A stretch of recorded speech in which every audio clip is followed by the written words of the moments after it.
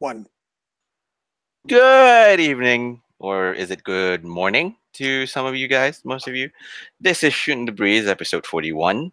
You are now listening to Mr. Dr. Senju, who is actually opening for this episode. And right there next to me is my host, TakersMinion. How are you today, good sir? I'm on the ledge with loaded weapons. Uh-oh.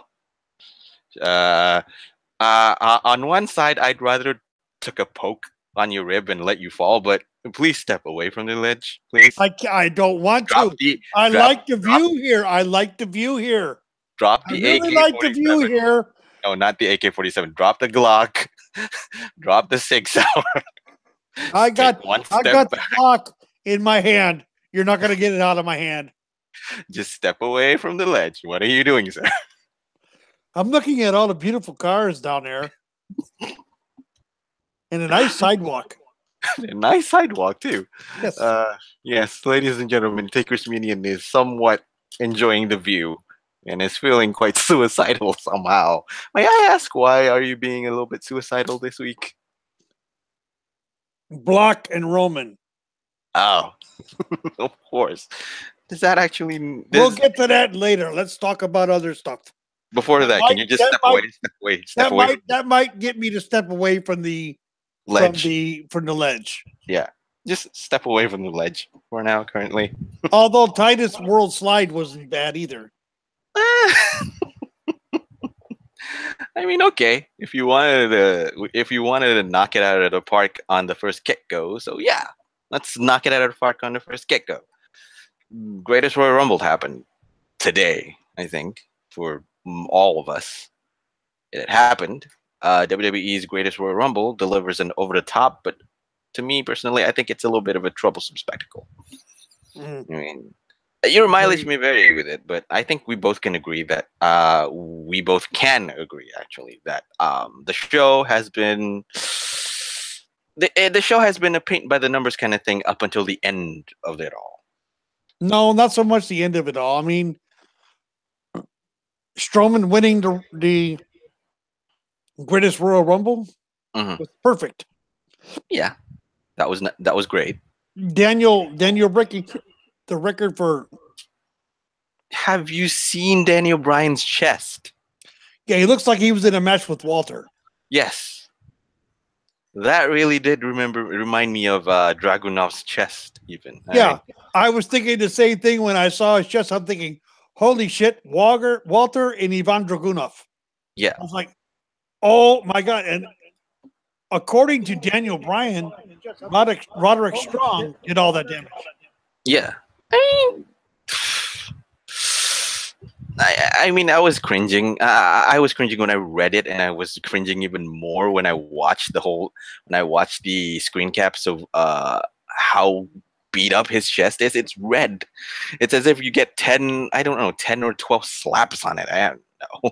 And I mean, Daniel Bryan was loving it in his WWE exclusive footage. He's loving it. Yeah, of course. WWE.com exclusive posted a backstage segment with when Daniel Bryan was interviewed, red chest and all. And wow, I mean, I think even if you wanted to touch it with a cotton bud or anything softer than that, it'll still welt. God, but yeah, I think to me, I feel that it is what he so badly wanted to do. He so badly wanted to do this to come back after 3 years away. So, he did. You could see it. Yeah, he's thrilled. He spent well over an hour wrestling in the Royal Rumble, and yes, he did. And well, the whole hour, the condition of his body, that's proof of what happened already. So, wow, just yeah. I brought you some help to keep me from jumping off the ledge or using the Glock. Oh no! Temporarily. Oh no! Short-lived help is better than no help at all, though, Chewy. Oh yeah, that's true. You got me quoting Return of the Jedi. 40 seconds into my appearance. 40 seconds into your appearance, and you're already showing that you are a wonderful nerd and a geek. That I am. I mean, Before that, good morning, everyone. Good morning, Chris. Before that, let me introduce you. This is Chris Cogan, host of Two Guys One Sport. One better half of Two Guys One Sport. The other half. You really think I'm the better half, dude? You haven't been listening to shit, then. Your brother George is the insane one. You can't deny that he's the insane one. You haven't been looking at my activity on Twitch, then. I have. You forgot that I have been live on your Twitch as well. Yeah, well, you are a crazy son of a bitch. Yes, I am. Especially with his driving. I've been there too, and it's like, holy shit. Yeah, do not trust Chris. Do not trust Chris with his driving skills on anything. Hey. Your defense is at least I got you to where you want to go. Yep. So listen, I never promised to deliver you in one piece. I just promised to deliver you. Yes, that's it. I'm like the movie Deliverance. I think I'll step closer to the edge now. No, don't. Get back here. Listen, you only have me for an hour and a half, so maximize your time. Oh, of course. Oh, the guy's busy. He's gonna do his Twitch stream. I'm already. Actually, no. I actually have to go pick up my buddy who's currently without a vehicle because his car got destroyed last night. So. Wow. Okay. So I am. Well, not destroyed, but it was pretty badly damaged in the accident that he was in. So I have to go pick him up from work. And let's hope there was no alcohol involved. Not on his end for sure. I don't know about I haven't heard the full story from him. I have to get the details. Right. Okay. Nobody was injured, I hope. No injuries. But that's good. That's good. Damage was definitely there. And now you guys got to try to keep me from jumping off the ledge or blowing my brains out. Yeah, we don't want that. None of that. We don't want that. No. The hell? They don't want none. No, they don't want none. Please step away. Rather than step away, we don't want to step away. Just drop the gun. I haven't picked it up yet. Well, I'm just looking at my beautiful 9mm Glock. Okay. let me send you a gif of Hiromu Takahashi being wonderfully seductive, and let that be what. Really, that one, the one gif where he's going, "I'm okay." No. I got a better one. Hang on. I'm gonna send it to both of you. Oh Jesus, I don't know if that's gonna work. No, you'll love it. You'll love it. It might push me over the edge, Chris. World class Hiromu. How can you not love this man? He's amazing. Okay. I love this man. I like the dude. Yeah, he's a beautiful man. He's a beautiful man. Sure. Oh, okay. Anyway. It's this one. Yeah. Yeah. The swag. The swag. He's got standard swag. He's got all of it. He's got 100% of it. Okay. First questions first. Now, how did you enjoy NJPW's Wrestling Dontaku? Oh, it's fantastic. It is. I mean, the road to Wrestling Dontaku has been wonderful so far. I mean, everything is living up to the expectations that I thought it would have. And the show itself, I'm quite certain, is going to be an absolute masterpiece. So, of course. Can't wait. Can't really wait as well because they're already clearing Dontaku. They're already clearing Dontaku to be probably just probably a good show, not just decent. Probably a good show. Hopefully it'll be great. I'm not putting all my chips on it too much because the last three matches on that show, 10-man tag, the junior heavyweight title match, and the heavyweight title match. I mean, those have the potential to be among the best matches of the year in their respective categories. Oh, of course. So that I can't wait to watch. Yeah, looking forward to checking it out. If not watching it live, just watching the highlights on my Twitter feed. So yeah, I might wake up early on Friday morning to catch it. Like get that get that 5 a.m. wake up in.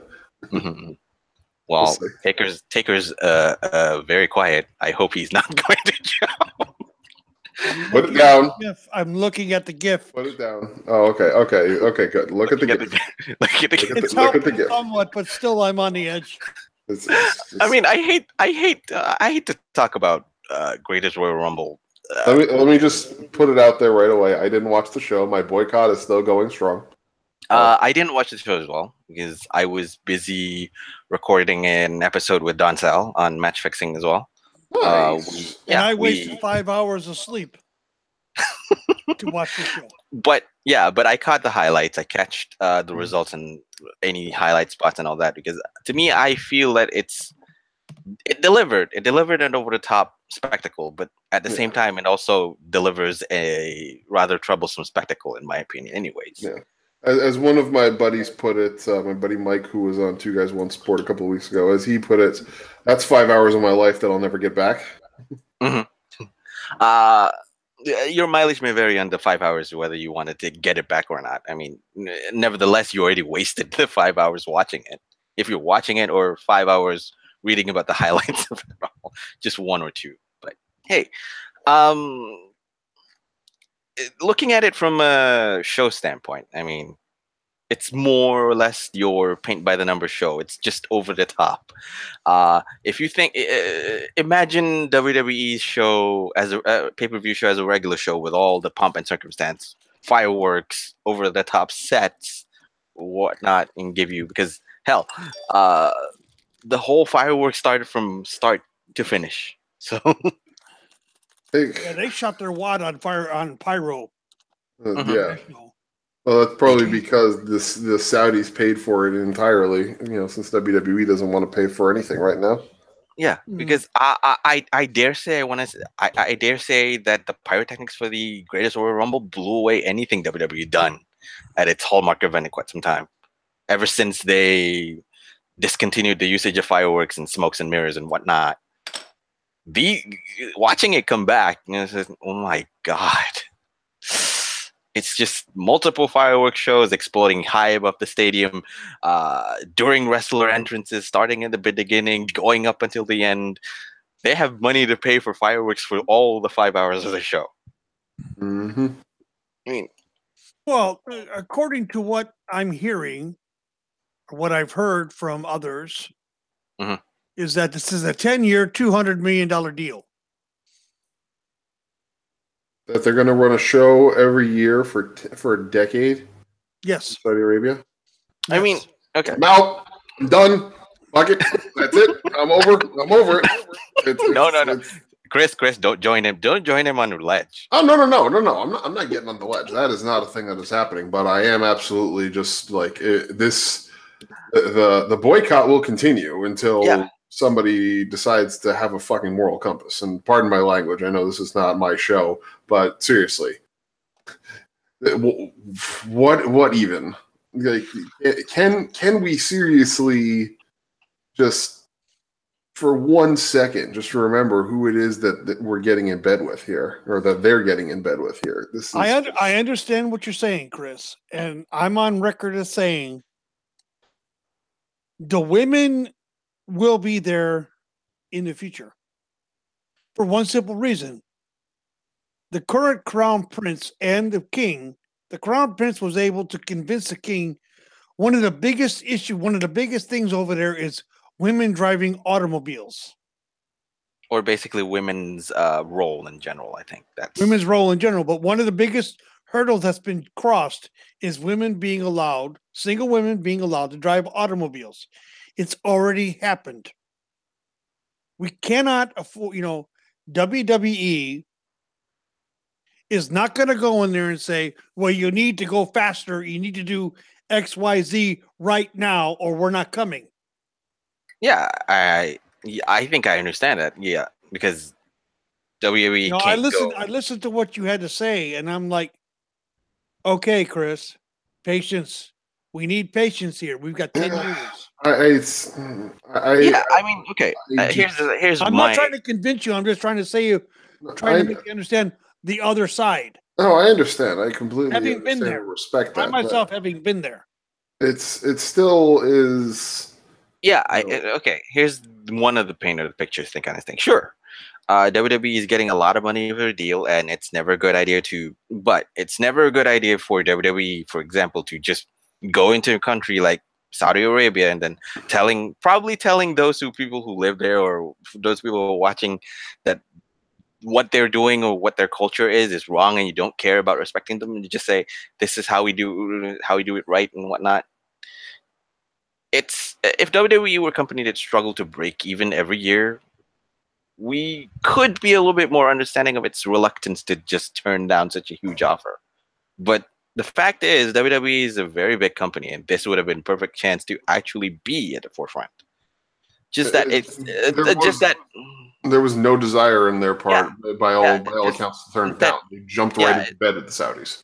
Yeah, instead, it just keeps being lip service to lip service, just keeping the excellent lip service to what we're keeping our excellent women wrestlers who created the women's revolution hidden, so as to not break with what many consider outdated and shameful customs. Yeah, that's the troublesome part. But while with that knowledge, I still also acknowledge that there are changes. Sure, it's slow, but we're talking about a country with what 100 years or maybe even 200 years or more with 200 years history worth of traditionalist customs and quite outdated and shameful kind of customs as well. And again, I mean, the actual change started in 91. Yeah. With when the Americans when the Saudis invited and allowed the United States military to come in to help defend their country from Saddam Hussein. And one thing they had to accept and understand was there are women in leadership roles. It was difficult for them to accept, but they accepted it because they invited us in to help. And that was the beginning. This actually began in 1991. So it has taken what? 91 to, it's taken what, 27 years? About thereabouts, I think. 27 years, and this is all the progress they've made so far. It's been like some country. You got to understand. You've got to understand. Listen, I understand where you're coming from. I honestly, and I'm not trying to say you're wrong, Chris. Okay. Yeah. No, I understand exactly. I respect how you feel. I respect you 100%. You know that. And I respect where you're coming from as well. I understand your, willingness to look ahead and to. I'm trying to be forward, looking forward and be forward thinking. Certainly, yes, but I am also of the mindset that looking forward cannot also equate with blinding yourself to the present reality. And the present reality is that there is still extreme resistance by the older set, by the state religion, by the state media, and by the traditionalists that are still very much in power. Exactly. To there being any change. And so as long as they are still a bastion of power within the government, then I'm less optimistic about how quickly this will progress. I look at this, and I didn't want this show to go political, but it has. You know what? It's something that I look at this. The son, the crown prince, is the driving force for the change, not the king. It's the son. And with what he's doing and what he's able to get through right now, which is very little in our view, I will give you that. Which is very little. But it's a beginning. You look at Rey Mysterio when he entered the Greatest Royal Rumble. He was wearing his old gear. Look at his mask. He had the crown. Hell, if I wanted to add, he was wearing a t-shirt covering up his tattoo of the rosary beads Was that forced by WWE, or was that something that they said, hey, let's show them respect? And it was something that was requested. And I believe Ray is of the ilk to respect others' beliefs. That's just the way he is. And to make it even better, he was wearing green, which is the color of the Saudi Arabian flag right now. So he was showing them respect, in my opinion, anyway.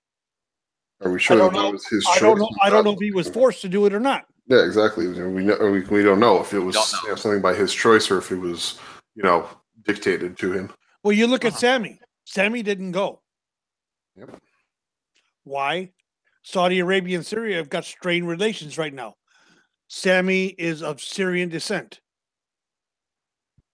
Yeah, problem. And I believe he thought it would be better that he not go because it was not something that was mandatory of the roster. Yeah. Because again, I think there's the news that where WWE has told their performers that if they don't want to perform at the Greatest Royal Rumble, they can stay. They can stay behind. So there's that. Mm-hmm. And okay, you want to add one more case? Finn Balor. He has been wearing rainbow tights. Yeah, the last couple of weeks he hasn't.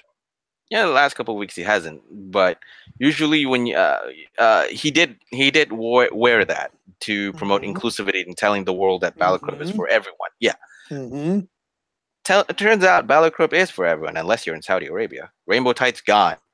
No mention of inclusivity. And I'm willing to bet that the WWE probably wanted to do that as a show of good faith to the Saudi government that they, had him not wearing them for the past couple of weeks because they didn't want to rile them up about stuff.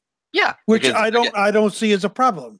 Yeah, because here's the thing: Saudi Arabia has one of the worst LGBT records in the world. Yeah, one of the worst. Most of your countries in the Middle East do. Yeah, it's instant death.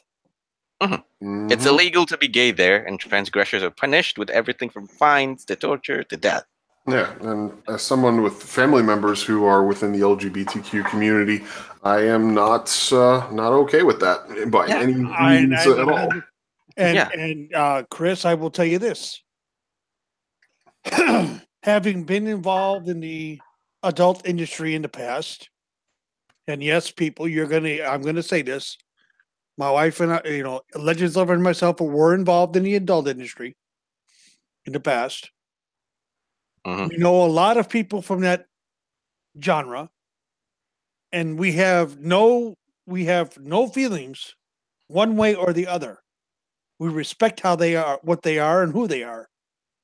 We treat them as human beings, not as what they are. LGBTQ is just another facet of life to me and to my wife, as a matter of fact. Mm-hmm. That's their choice. That's how they feel. That's how they are. Hey, respect. I respect you. As long as you respect me, we've got no problems. Yep. And I'll tell you right now, they know their own. They do. Is that, yeah. I mean, as disappointing as all that is, I mean, I don't think that I can't say that. I mean, for Christ's sake, I was you're gonna love this. My first wife and I my first wife was friends with a man who was gay. Oh, okay. And he flat out told her at one point he wished I was gay. Oh, God. Because he thought I was hotter than shit. But he also knew that there was no way I was going that way. So, hey, I've been lusted after by many a gay man. Okay. I don't have a problem with it. Yeah. No, I don't think I don't have no problem with that. As the best guy can say that, hey, it's a compliment. It is. I took it as such. I took it for what it was meant as, a compliment. Yeah. And you know what? There are a lot of straight men that would want to beat the living shit out of that person. Oh, that's true. And tell me I'm wrong, Chris. Oh, you're absolutely not wrong. Because I think some people, even in the most moderate or probably forward thinking of the country, still has that kind of people where they're still stuck to their traditionalist thinking. They're narrow-minded. They're either closed-minded or either they're narrow-minded. They can't Narrow-minded. really, It's not so much closed-minded, it's narrow-minded. yeah, they can't really accept that kind of point of view in their worldview. And yeah, sure, let them live how they want to live. Hopefully, going down their generation, passing down their generation, at least their generation would learn that, okay, this is what it is now. So I have to learn how to open myself up, something like that. And I do see that kind of progress happen at a country like Saudi Arabia. Sure, I can agree with you. It's fucking slow. At least it's a start.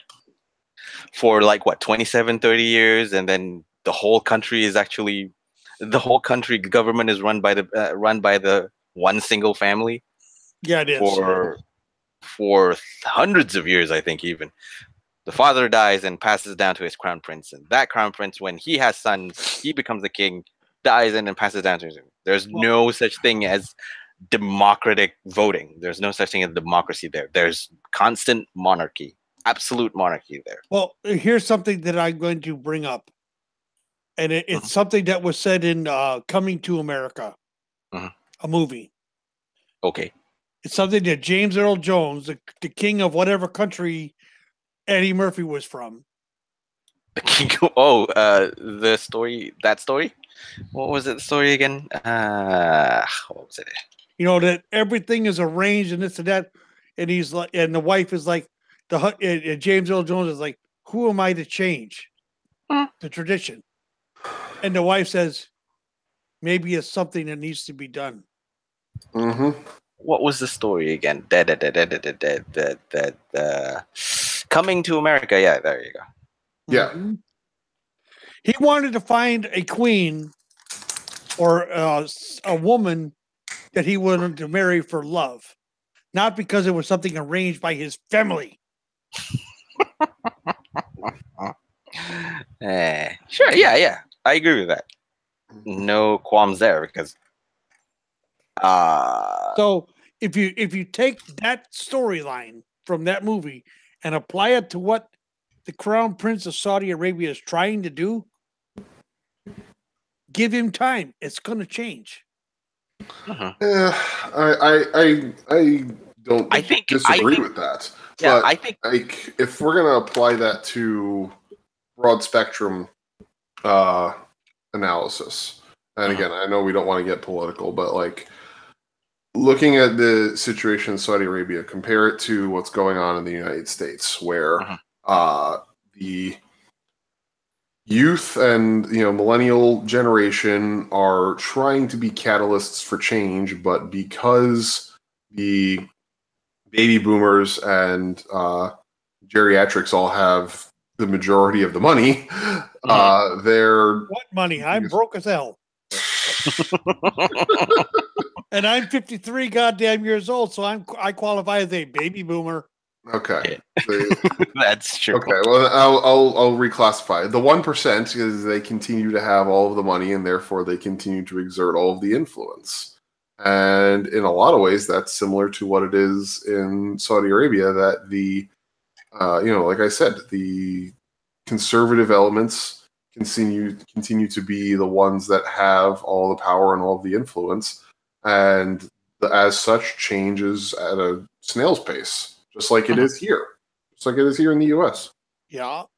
So, and the thing about it is that in the long run, we all have to have something that is very difficult to have, and that is called patience.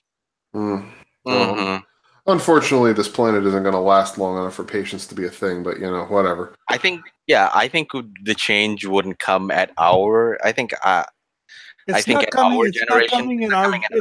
not coming in my generation or your guys' generation, but it will come. Yeah, the planet doesn't get burned to death in fire first. I'll be dead somewhere with worms or whatever crawling through my body, eating whatever is left of me. Yeah. Chad, I'm gonna say it. Global warming is not a myth. So Oh, don't at me. Yep. Don't at me. Don't at me too. But the thing is that I don't like to discuss politics here because I think everybody's view is so different, and it can cause problems. And I don't want this. I don't want my views or MDS's views or even yours, Chris's, to cause problems between any of us. Oh, of course. I do my best not to let that happen. But I respect there are some things for which, for me personally, there are some things for which there are absolute rights and absolute wrongs. There are certain things in my moral compass that are absolutely right or absolutely wrong. And, I do have, the lines that you cannot cross. I understand that and respect that. I have the same lines. I have a lot of the same lines you do. Yeah. But I am also someone that can sit there having served in the military of this country. And I can sit there and say, okay, I may not agree with their views, but I have to respect their views because of what I've done in the past. I defended their right to be different. Mm-hmm.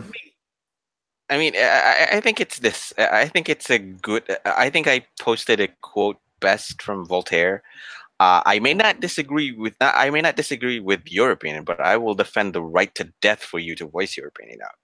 Exactly. Oh, certainly. Exactly. I was willing to die for that. Because that's what you feel, and if there are, that's your opinion. That's how you feel, and if there are, like-minded people. I may not like it, but I will respect it. Yeah. Whether, in my opinion, it's right or wrong, I will respect it.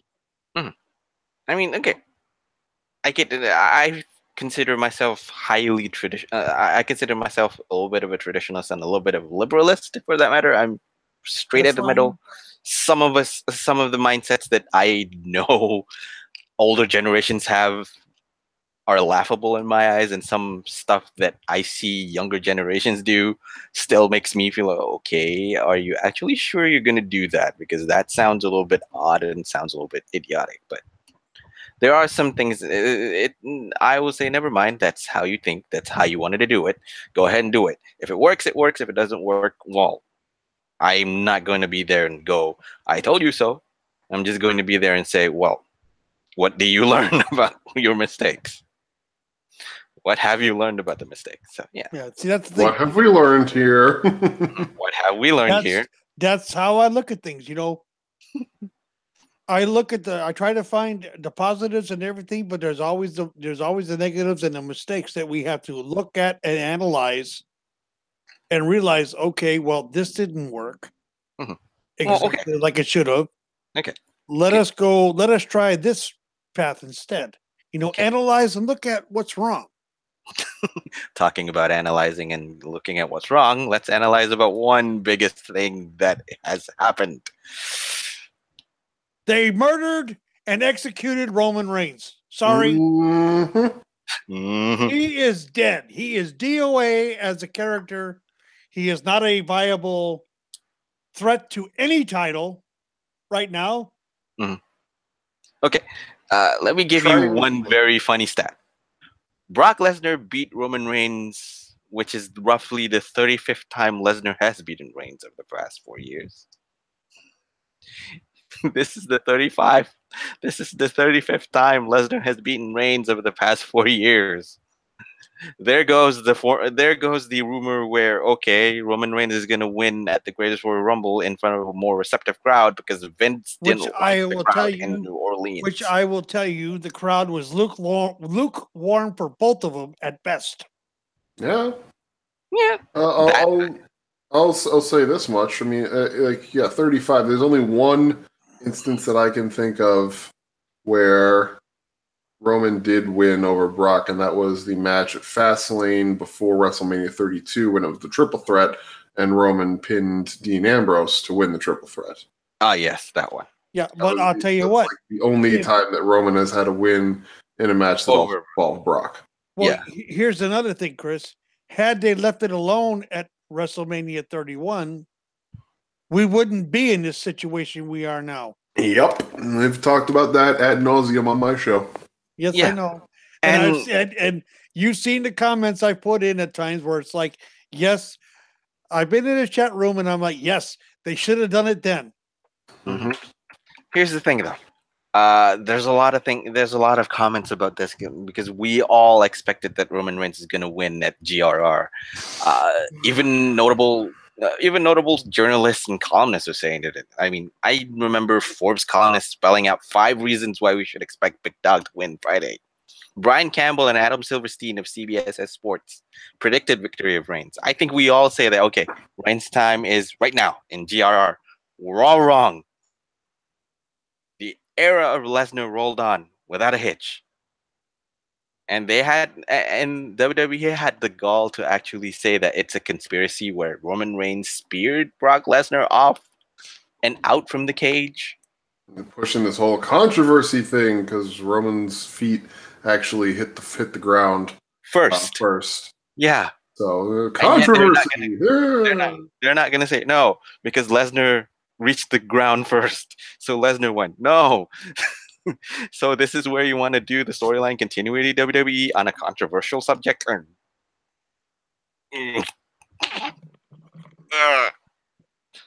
Referee declared that Lesnar hit the floor first. Said part-timer is still king. Well, they used the Goldberg finish. Yeah. Lesnar has held the Universal Championship since last year's WrestleMania. 390 days. Every frustrated fans have about him as champion, including his rarely around status, will continue to have fuel. So now what? I mean, now I have to think that they are actually doing what initially we all said that they weren't doing, which was that they're going to have Brock break Punk's record. Yeah, they're going to have Brock break Punk's record, and then they're going to put it on Lashley. Probably. I mean, my biggest question. Now what? I'll put this into context for you. Good. I'll put him in the goddamn G1. I'm fucking done. I'm over it. Chris, I said something in the thread last night that you would probably never expect me to say. I think the best thing for Roman Reigns right now is to be released and let him go away for 2-3 years and then re-sign him then. Yeah. I don't even know if that would work at this point. I mean, the guy, I know he's not going to leave. He's making millions of dollars. He's got 3 kids at home to feed, and he wants to provide for his family. But honestly, it's like, at what point do you have to say, I am being made a fool of, and my entire, reputation and career is consumed by the fact that I'm hated and besmirched by the people I'm supposed to be entertaining. And yeah, I know. Obviously, Roman has fans. I'm one of them. But yeah, I'm a Roman Reigns fan, Chris. You know that. Yeah, and you guys too. But this has gone on long enough. This is. They put a bullet in his head yesterday. Yeah. I mean, okay, I'll put this into context. Will WWE drag on Reigns' corpse alongside his pursuit of Lesnar to SummerSlam? Vince thinks we don't know what the hell we're talking about. We don't know what we want. Could the company be that tone deaf to book a 4th title match between these two in SummerSlam? Probably. The company thinks its own fans are idiots. Of course, they're that tone deaf. Yeah. They purposefully talk down to their fans and insult their fans on a weekly basis. I mean, if it happens, I'm going to start being exhausted. I'm going to start being emotionally exhausted. Why do you think I freaking started this boycott in the first place? Yeah, I'm pissed off at the treatment of Roman, but I'm just tired of watching this thing that's supposed to be entertaining for me. I'm tired of it being a freaking chore.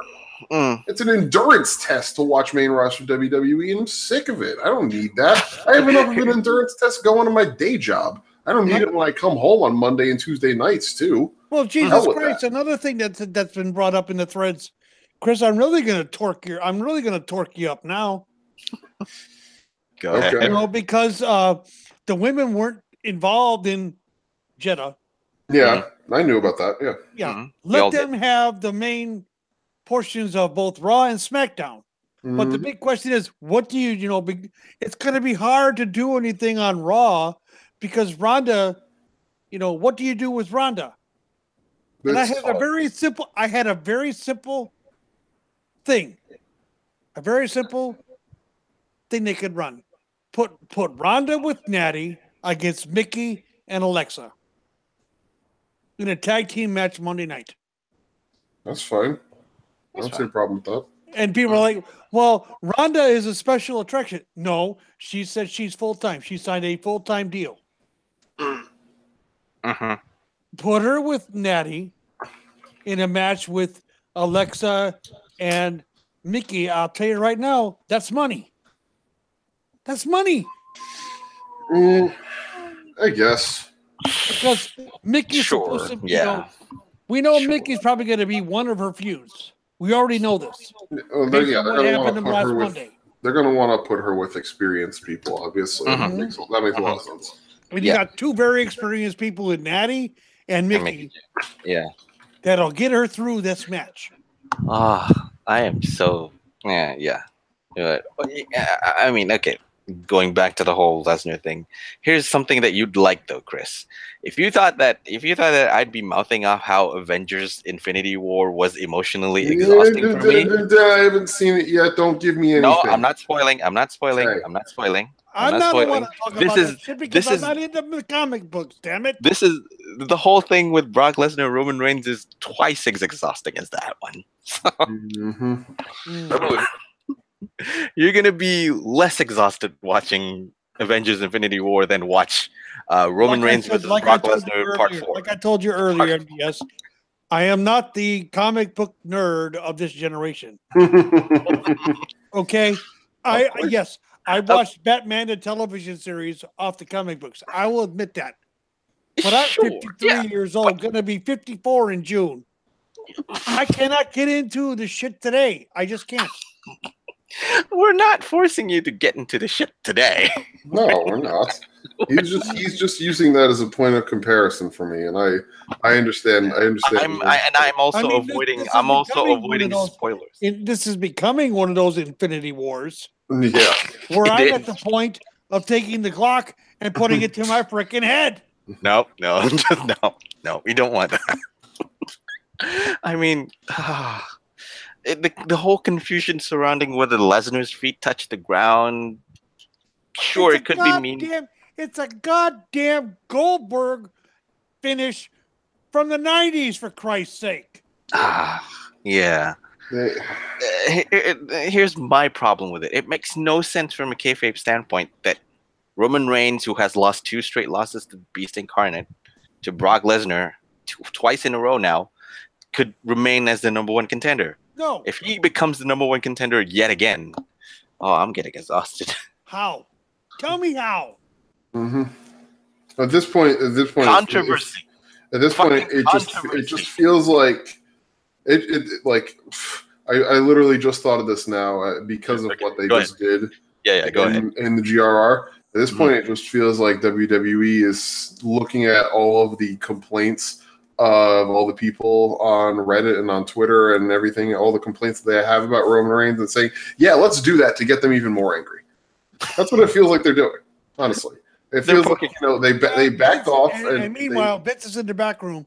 Why? Because fuck you, that's why. Basically, yeah. Basically. They spent a good year and a half, rehabilitating his character and making him look really good and doing good stuff with him.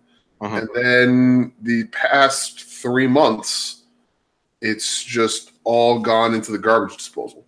Yeah.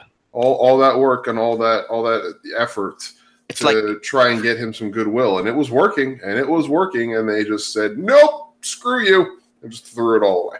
Yeah.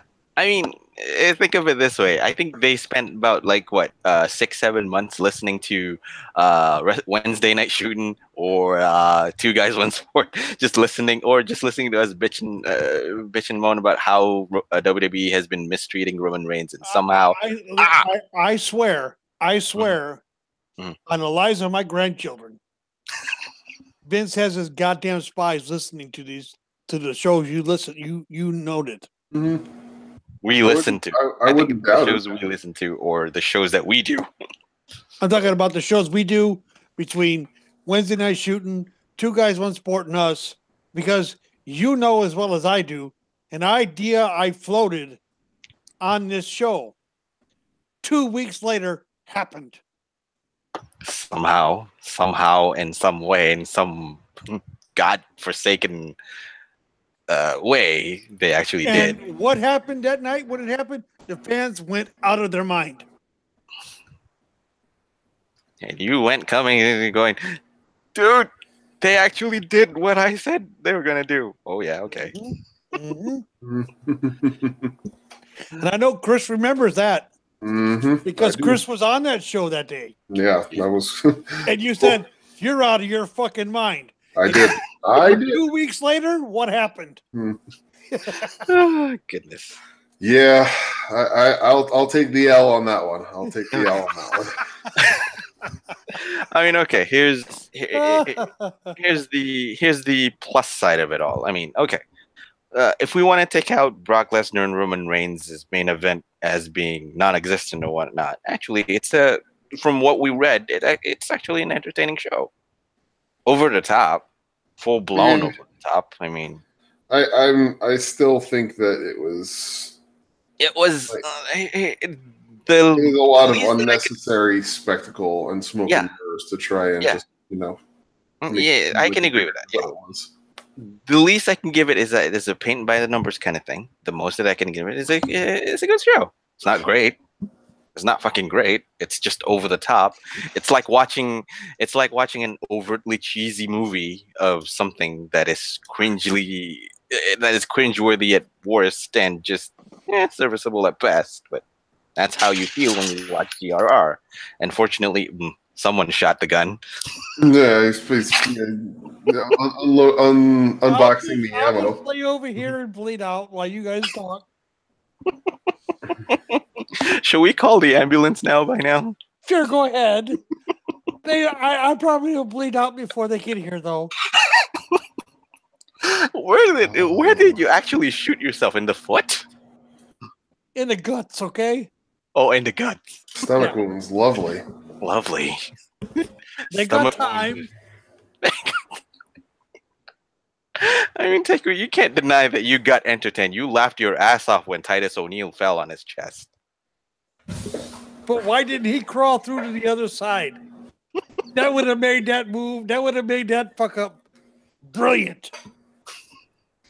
I mean, that's what you wish for, but at least you got to laugh when he fell. Oh, listening to Cole and Graves and Saxton basically wetting their fucking pants was brilliant. Sure. I mean, okay. The biggest question that I have coming out from Greatest Royal Rumble is the fact that, like Taker said earlier on, this was somewhat a decade-long plan to promote WrestleMania to the whole wide world, or just globaling, basically just spreading out WrestleMania to the entire world, potentially. If this is their first experiment, to be honest with you, in my opinion, I think it's not a good start. No. It's not a good start. It's not bad. It's not terrible. It's just not. Excuse me. It's just not good. I mean, I can acknowledge the fact that, okay, they're just doing this to make the money. They're doing it to get the money, basically. Not just make the money, just to get the money. Yeah, despite the corporate social responsibility, or lack of a corporate social responsibility for that matter, they're still making money. Just that taking it on a business standpoint, yeah, you're making money. Just that now you're making money by giving them I don't want to call it a half-ass show. It's just by giving it a C or a B minus show. C at best, I think. Yeah. Even I can't push it into the B minus kind of show. No, I can't either. I mean, there's botches, there's over the top stuff, Yeah. Even the greatest Royal Rumble, the whole 50-man Royal Rumble had people that I had no idea were there. Taker even pointed out that there's the I think there's a sumo wrestler in there as Hiroki well. Sumi. Yeah, Hiroki Sumi is a who was sumo a wrestler. wrestler who was a sumo wrestler, and I have his. I could shit. I got to pull his information up. But he made it. His highest rank was Jurio 13, and I think he had like 236 wins and 184 losses, something like that. Not bad for Jurio 13. I think. No, it's not bad for Jurio 13. But why did he leave? Because he wanted to wrestle. Yeah. Just that why is he there? Who in the hell was that big ass? I don't know what he is. I think like there's that Egyptian guy that was there at one point. Mada something. Yeah. I think. Yeah, Mada, whatever the hell is. Braun made him look like a bitch. Yeah. I mean, here's the stats of it, courtesy of Kane Knight, one of our friends. 41 of the 50 men in the greatest Royal Rumble match did not compete on the main card of WrestleMania itself. Right. The 9 person who was there: Daniel Bryan, Kofi Kingston, Kurt Angle, Bobby Roode, Big E, Randy Orton, Braun Strowman, Kevin Owens, Shane McMahon. That's the 9 people who were in WrestleMania 34. On the main card. Yeah, on the main card.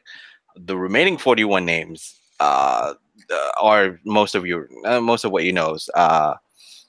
The ones who actually did a pre-show battle royale, of course, the Superstar Shakeup returns, and past WWE stars. And then there's the others who were mostly the 205 Live members, like Tony Nese, Drew Gulak, those kind of guys. But then you have outliers like Xavier Woods and Elias, and then suddenly Hiroki Sumi, Babatunde, and Dan Matha.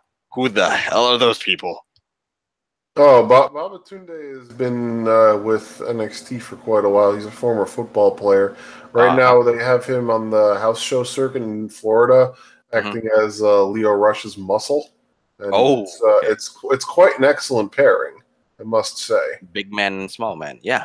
Big man. But like the fact that they brought him in and didn't even have him, like he hasn't even debuted on NXT TV yet. So the fact that they brought him in for this is kind of strange. And Dan Matha, like I said, I did not know who this guy is, honestly. Honestly, I don't know who the guy is. Dan Matha's claim to fame is that he got destroyed by Samoa Joe in Samoa Joe's bid to reclaim the NXT Championship the first time after he lost it to Nakamura. Yeah. That was part of Joe's rampage of destruction, with him demanding for Regal to give him the belt and force Shinsuke to surrender it after that whole injury storyline. The fact that I remember that is like awful, but whatever. Yeah, at least it's a good reminder, because, like I said, I did not know who Dan Matha is, so it's an interesting one. But yeah. Though, okay, I'll hearing that, I'll understand Dan Matha, I'll understand Babatunde, and then the rest of the Hiroki Sumi, really, I don't get that. This is what happens when you try to do something that is overblown and overwrought, and you realize 3/4 of the way through that you've bitten off more than you can chew. And decide to just run with it anyway. This is what happens. It almost never turns out well. And in this case, it didn't turn out well, I would say. It didn't. I mean, sure, they got boatload of money, a shit ton of money. Good. Congratulations to you. Excellent. Is that you're going to put out a C+ show at best for $200 million worth of money? No, it's only 20. It's only 20 for this year. Okay, $20 million for it. Please put more effort in it. I mean, I'll wrap this up as simply as this: all 5 hours of the Greatest Royal Rumble, even though all 3 of us haven't really watched it, I cut the highlights. Chris boycotted the whole thing altogether. I suffered through it. I've seen some GIFs. That's all I've seen. I've seen some GIFs. Yeah, And that that's means what- Okay, you got, well, getting you back got the to highlights.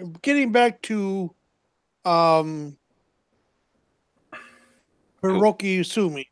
Okay. He's retired from sumo. Mhm. He was Hisho Fuji Hiroki.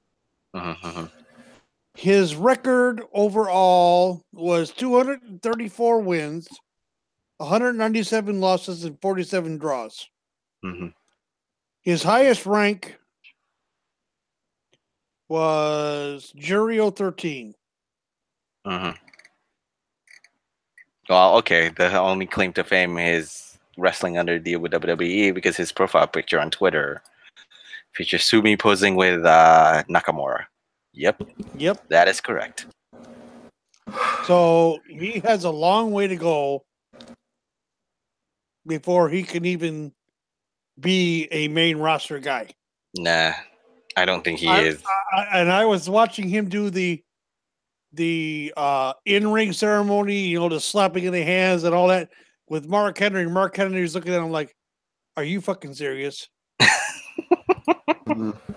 I mean, at least he got. They made sure to mention the Big Show element, Akebono, because they're from the same stable. Yeah, of course. And I just sat there and went, "No, this is a crock of shit, total crock of shit." Well, I mean, okay. Just to quickly wrap the whole thing up. I mean, I'd said it again. All 5 hours of the pay-per-view may have lived up to its billing. It's problematic and will be problematic every time WWE returns to Saudi Arabia in the future. Sure, yeah. But why It's are we entertain- calling this a goddamn pay-per-view when it was nothing more than a glorified house show? Propaganda house show with that. Propaganda house show. It's just to appease. I think it's just to appease them, as a form of entertainment. But again, it's the kind of spectacle fans over there appreciate from pro wrestling. So That doesn't make it a good thing, though. yeah, that doesn't make it a good thing. Just because it's a good, just because it entertained doesn't necessarily mean that it's a good thing. Yeah. I mean, Triple H and John Cena was a suck-ass match. But apparently the crowd was on fire for it, of course. Yeah, the Of crowd course, because laughed it was the it first out. match of the night, so they needed to be, worked into a frenzy. Of course, Mhm. The crowd laughed it up. I could have thought of another match that would have been better. Mhm. Put knock AJ first. Yeah. Instead, they didn't actually put knock AJ first. They did. They didn't. Basically, they just didn't. Nope. And the storyline continues on a fluke finish because they wanted to continue the whole rivalry up to Backlash. So Mm-hmm. we're gonna watch the whole thing again on Backlash, Next week. which is Matter of which fact, next Sunday. which is, to be honest, not bad in my opinion. If I miss, if my decision to miss the Greatest Royal Rumble is looking like this, so it's Well, not. I'll put it this way: Knock was actually working harder in this match. Of course, because Thank he's goodness facing for that. AJ.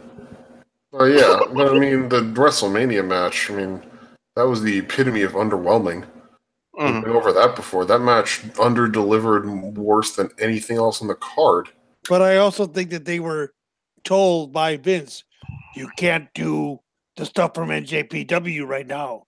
Exactly. Wait." Number one, and number two, I think they were instructed not to put everything on the table on WrestleMania.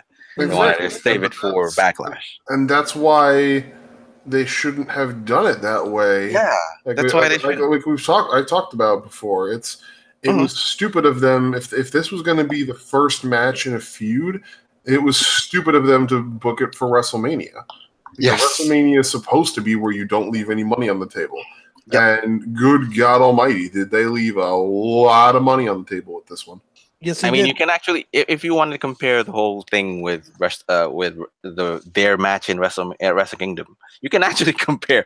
Okay, this is where they actually did okay. They did great in Wrestle Kingdom, and this is what they missed in WrestleMania 34. It outshone the main event of Wrestle Kingdom 10. It did. And that's in hindsight, is a huge freaking accomplishment considering that the main event was Okada Tanahashi. Yep. The ace of the NJPW himself versus the young upstart, the golden upstart, the Rainmaker himself. Yeah. Yep. But like I said, leading up to WrestleMania, and I am guilty of this, and it's your fault, MDS. why? I went and looked up the Wrestle Kingdom 10 match on YouTube. Oh, okay. Now I remember. And boy, why. I tell you what, my expectations for the AJ Nakamura match at WrestleMania was sky high. Oh, of course it is. And boy, was I disappointed. I was like, yeah. If you just watched it for the first time and then watch WrestleMania, imagine me and Chris's feelings when we were the one who watched Wrestle Kingdom 10. Yep. And then suddenly watched this. I hate to call it shit. I can almost hear you going, the fuck going on here?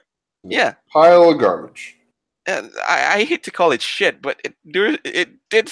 Well, you know what? It did smells like shit. You're on a live stream saying it's shit. Yeah. Yeah. I think I was still buzzed. I think I was still buzzed with that one when that happened. I think so. Well deserved. And meanwhile, I was off taking care of other things. Yeah. Meanwhile, you were off taking care of other things. I was there buzzing, saying, "Oh, okay. This is." It feels subdued for a reason, and suddenly the ending happened. And okay, at least you did that correctly. But I did take your advice and go look up some of Nakamura's chaos stuff. Mm-hmm. And you're gonna enjoy it. You enjoyed it.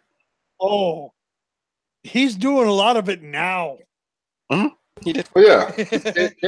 Chaos was originally, when they first formed, Chaos was a heel stable.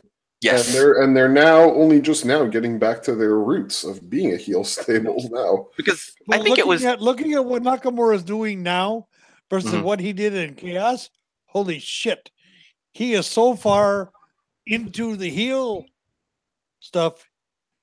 And the thing about it is, he's not changed a lot of his attitude about the come on and all that stuff. No, it's all in the face. Yep. That is one thing Nakamura is so good at. His facial, his ability to emote is great, I think. Yeah, the visuals are always great with him. The visual cues. The thing about it is, I talked about this, MDS. Mm-hmm. You look at Big E and New Day. Mm-hmm. A lot of their stuff is facial expressions. Yeah. Mm-hmm. And Jesus Christ, they are good at it. Yeah. Mm-hmm. They are top notch. They're top notch. That's why they were one of my tag teams of the year during the Golden Bullet Awards, because they are just so good at shit. Yeah. Oh. I mean, that's. I think that's the mostly about it. paramedics arrived and they stopped the bleeding, guys. Good. Oh, good. Please don't jump off the ledge again.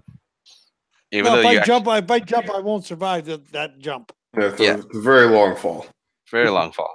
Yeah, I mean, we already at least we already avoided the. I think at least we already crossed over the bridge where we were talking about Greatest Royal Rumble. Mm-hmm. That's just about it. Well, let's talk about the match itself. Oh, okay, sure. We have to. Do we have to? Something considering that was brought up. Considering that only you watched it, both of us did. Something that was brought up in the threads last night. Okay. Is because Brock is the Universal Champion. Mm-hmm. Why not because they went from just a trophy to a trophy and a belt. Mm-hmm. Trophy to a trophy and a belt. Okay. Oh, I think I get where you're trying to go here. Where am I going? Make Braun Strowman the guy? For Raw? Yeah. I just don't see it making any sense. Well, okay. Consider this then. Would you rather see Braun Strowman take a shot again, or would you see Roman Reigns still trying to take a shot again? I would like to see Braun take a shot again, but Mhm. someone brought up that the Greatest Royal Rumble title become the main title of Raw. Oh, even And I was I like- would. Even I would say that the color green doesn't really suit the belt. Oh, just please don't.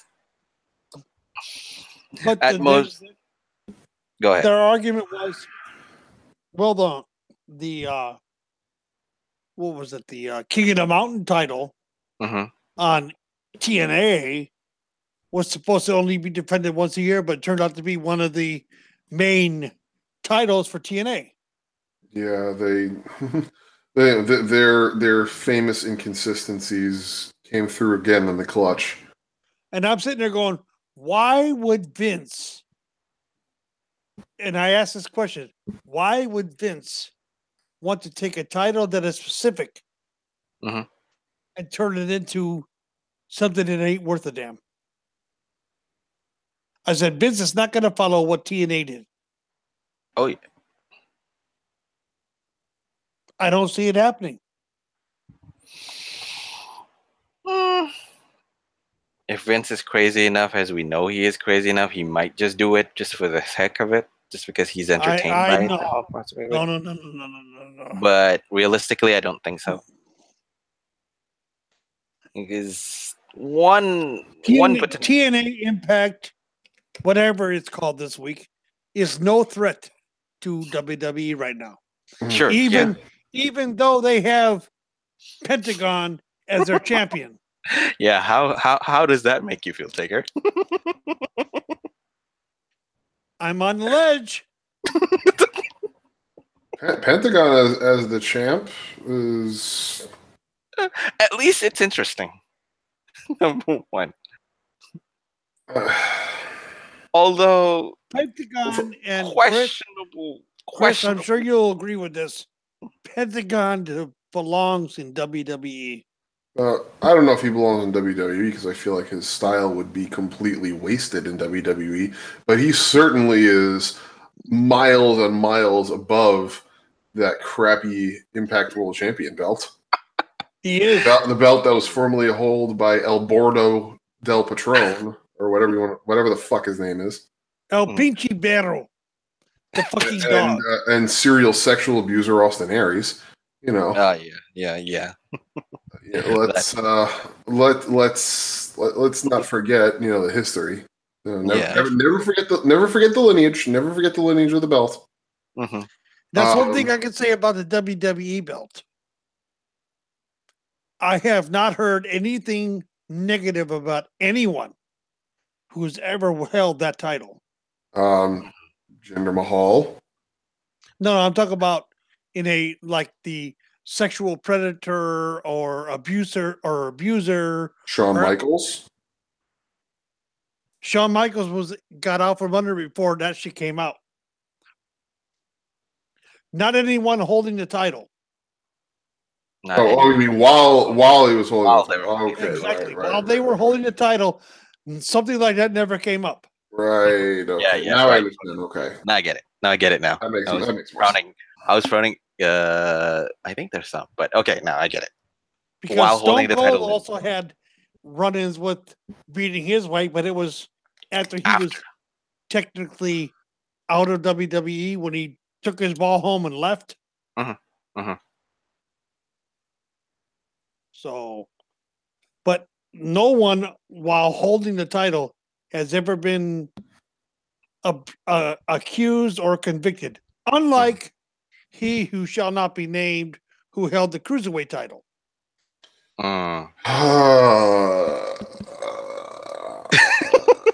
Judging by that, Chris is great. Moving on. Let's move on. Moving on. The less you say it, the better. The less you say it, the better. That's why I say.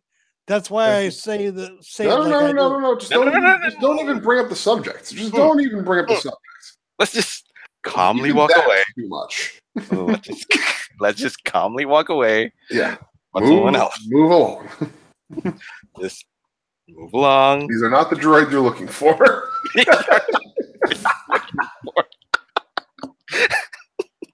And there, Taker stands on the ledge, scratching his head, thinking, "What the hell are these two guys talking?"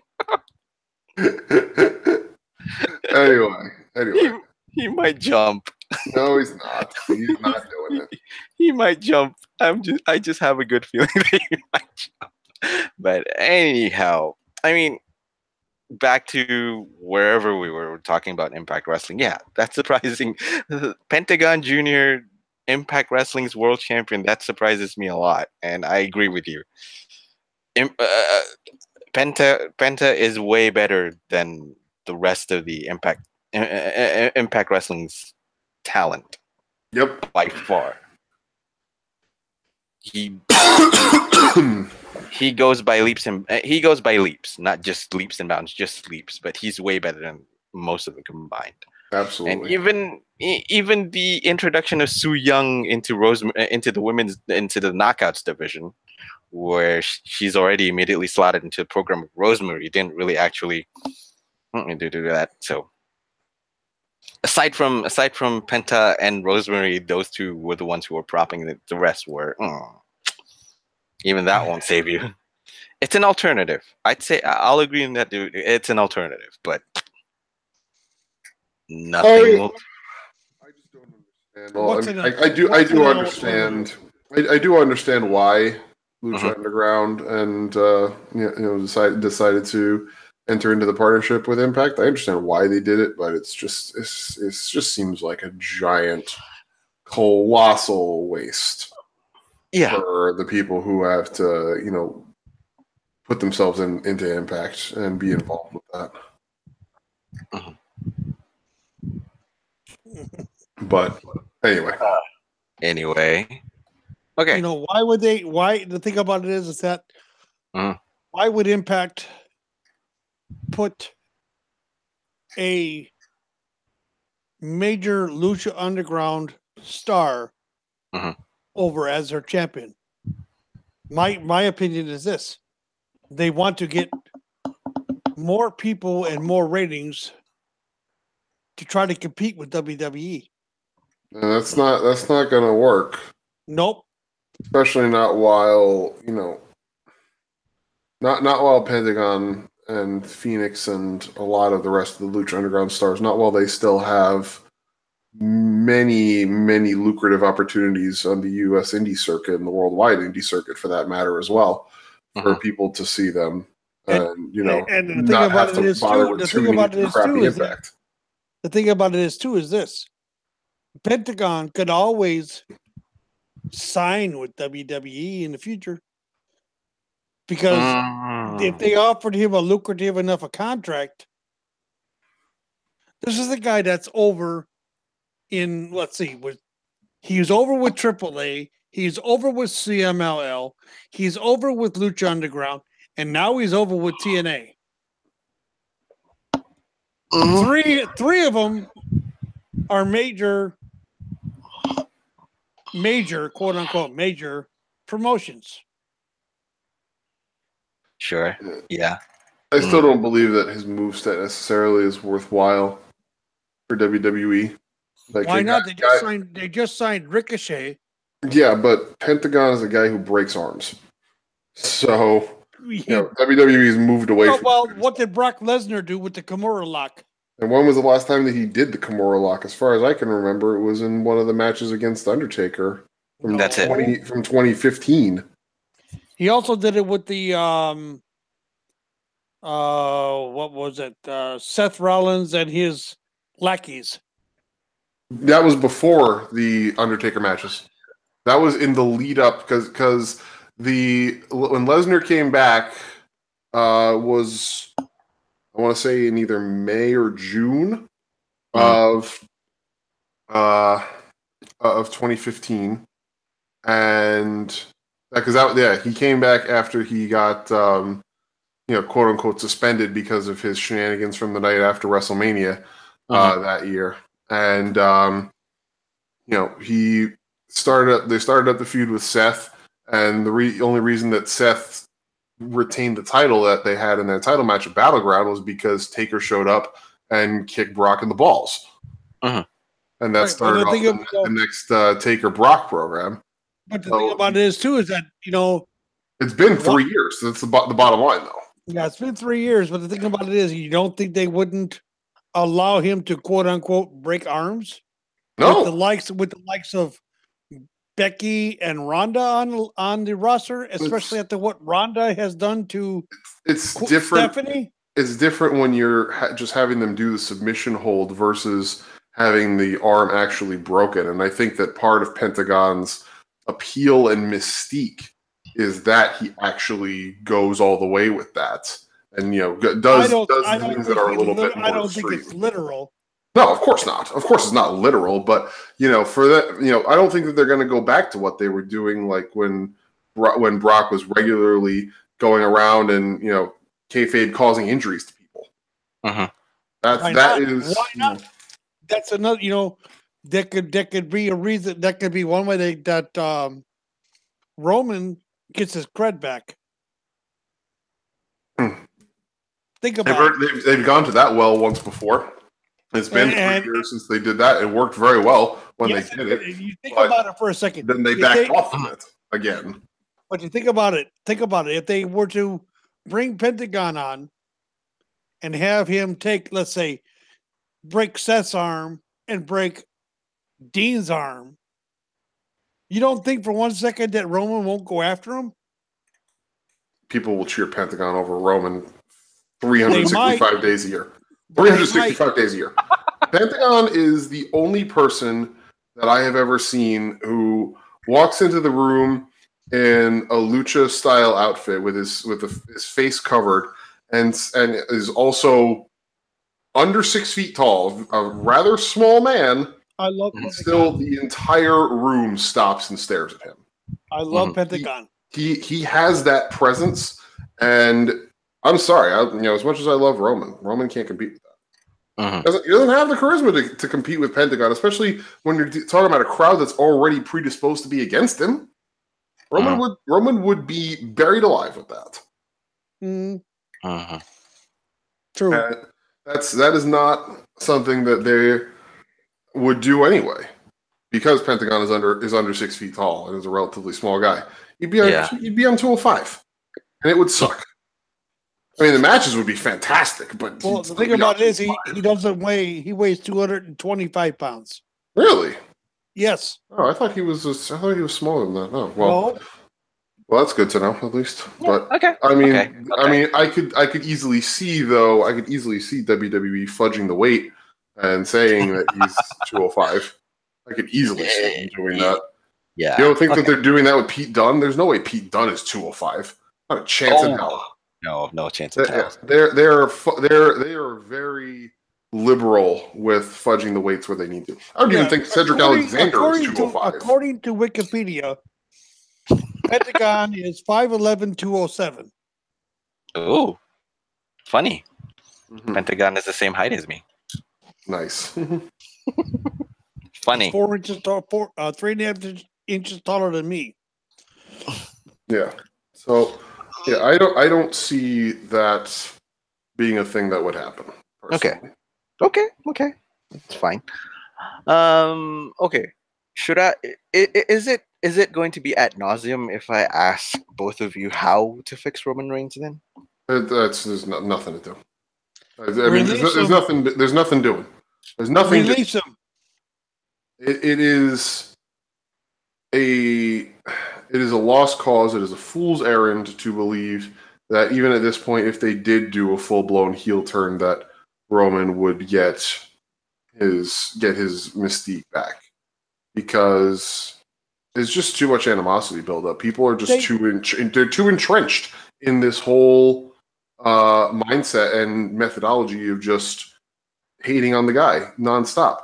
That's what they're used to. I mean, ask your average wrestling fan who is predisposed to disliking Roman Reigns why, And a lot of them will not be able to give you any reasoning that's related to current day events. Everything No. will be because of 2015, 2016. Yep. You know, Like I mean, said, well, with like- the Chris, exception like I of said. like right now, like Chris, if you want to talk about it like for right now with the repeat shots against title shots against Brock, then maybe that those arguments become valid again in that sense. But nothing from the years where the space and time where he was actually doing a stellar freaking job and nobody was giving him any damn credit for it. Like I said, Chris, release him. Would that be a good move though for him if he gets released? For him, he can make a lot of money on the indie scene. He can make bucks anywhere because I can tell you right now, any promoter worth their salt would know immediately what to do with Roman just by looking at the guy. Jesus Christ. Jesus Christ. I got a perfect match for him. Roman goes to WXW for a single shot against Walter. Oh, no. Even better than that. Oh, Roman, really? Oh, even better than that. Roman, main event of the next big Progress event at the Cow Palace, and just destroys Travis Banks and wins the Progress World Championship. And in the most brutal heel style that he possibly can do. Or shit. He just annihilates Travis have him go over to NJPW. Nah, Roman Okada. I mean, that's my dream match. That is my dream match. But like, I think Kenny Omega. We don't need that. But Roman in New Japan would require like a year slow burn to get to that point. But if you send Roman to Progress, or if you want to send him to WXW, if you want to send him to WXW, have him take the title off of Ilya Dragunov. Have Ilya get the title back, and then have Roman just destroy Ilya Dragunov. You put him in a situation where he can then build to Roman Walter eventually. But you put him in. You want to put Roman in the situation where he can be what everybody immediately visualizes when they see him, which is a bloody gargantuan juggernaut. Yeah, basically. Yes. Have him just killing people. That's what you do. Any promoter worth their salt will do that with him. As a guy, Jim Smallman in Progress will do it. Gabe Sapolsky in Evolve will do it. Ghetto in New Japan will do it. The guys in WXW, all of them, they would all do it in a heartbeat because they know how to freaking book sensible and meaningful programs. In the famous words of George, booking 101.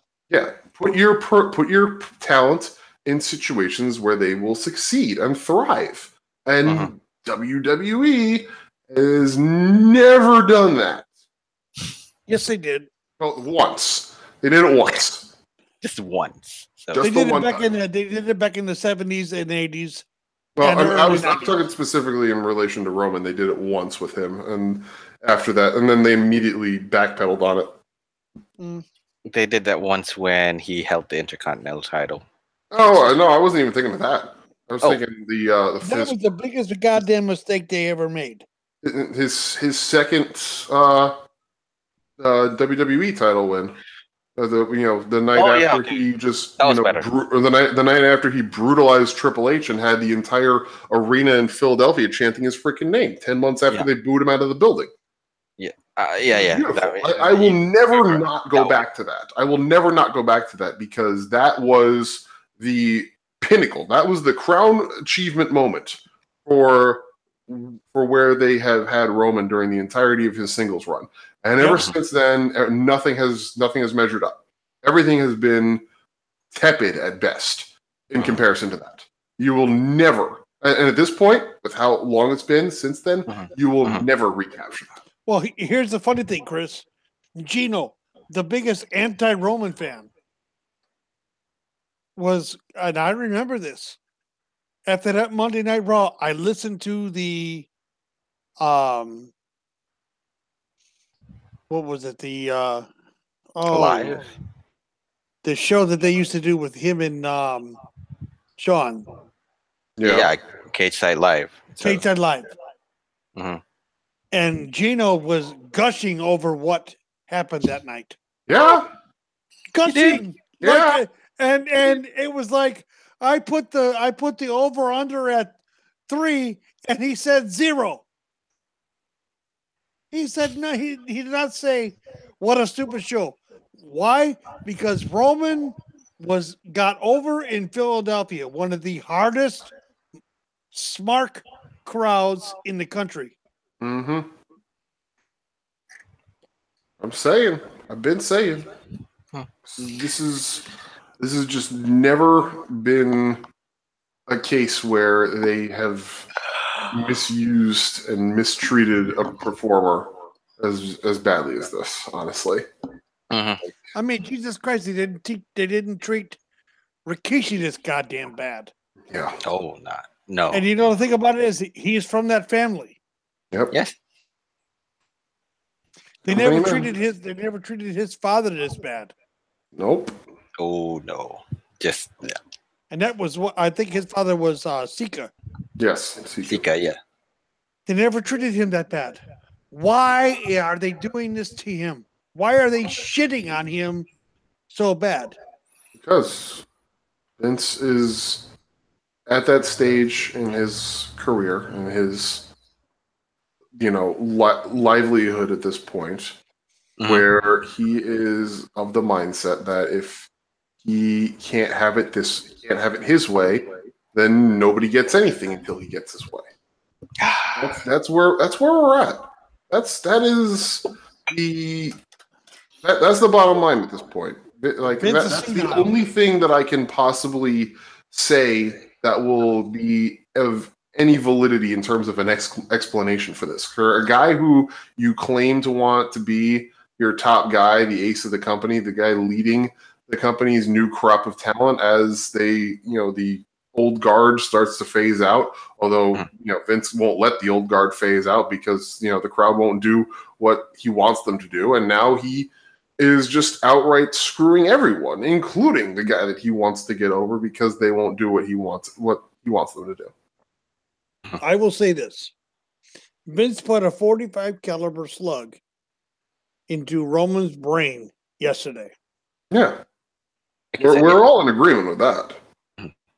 No arguments on my side. I mean, Metal Matt had a stream yesterday, and I was invited in.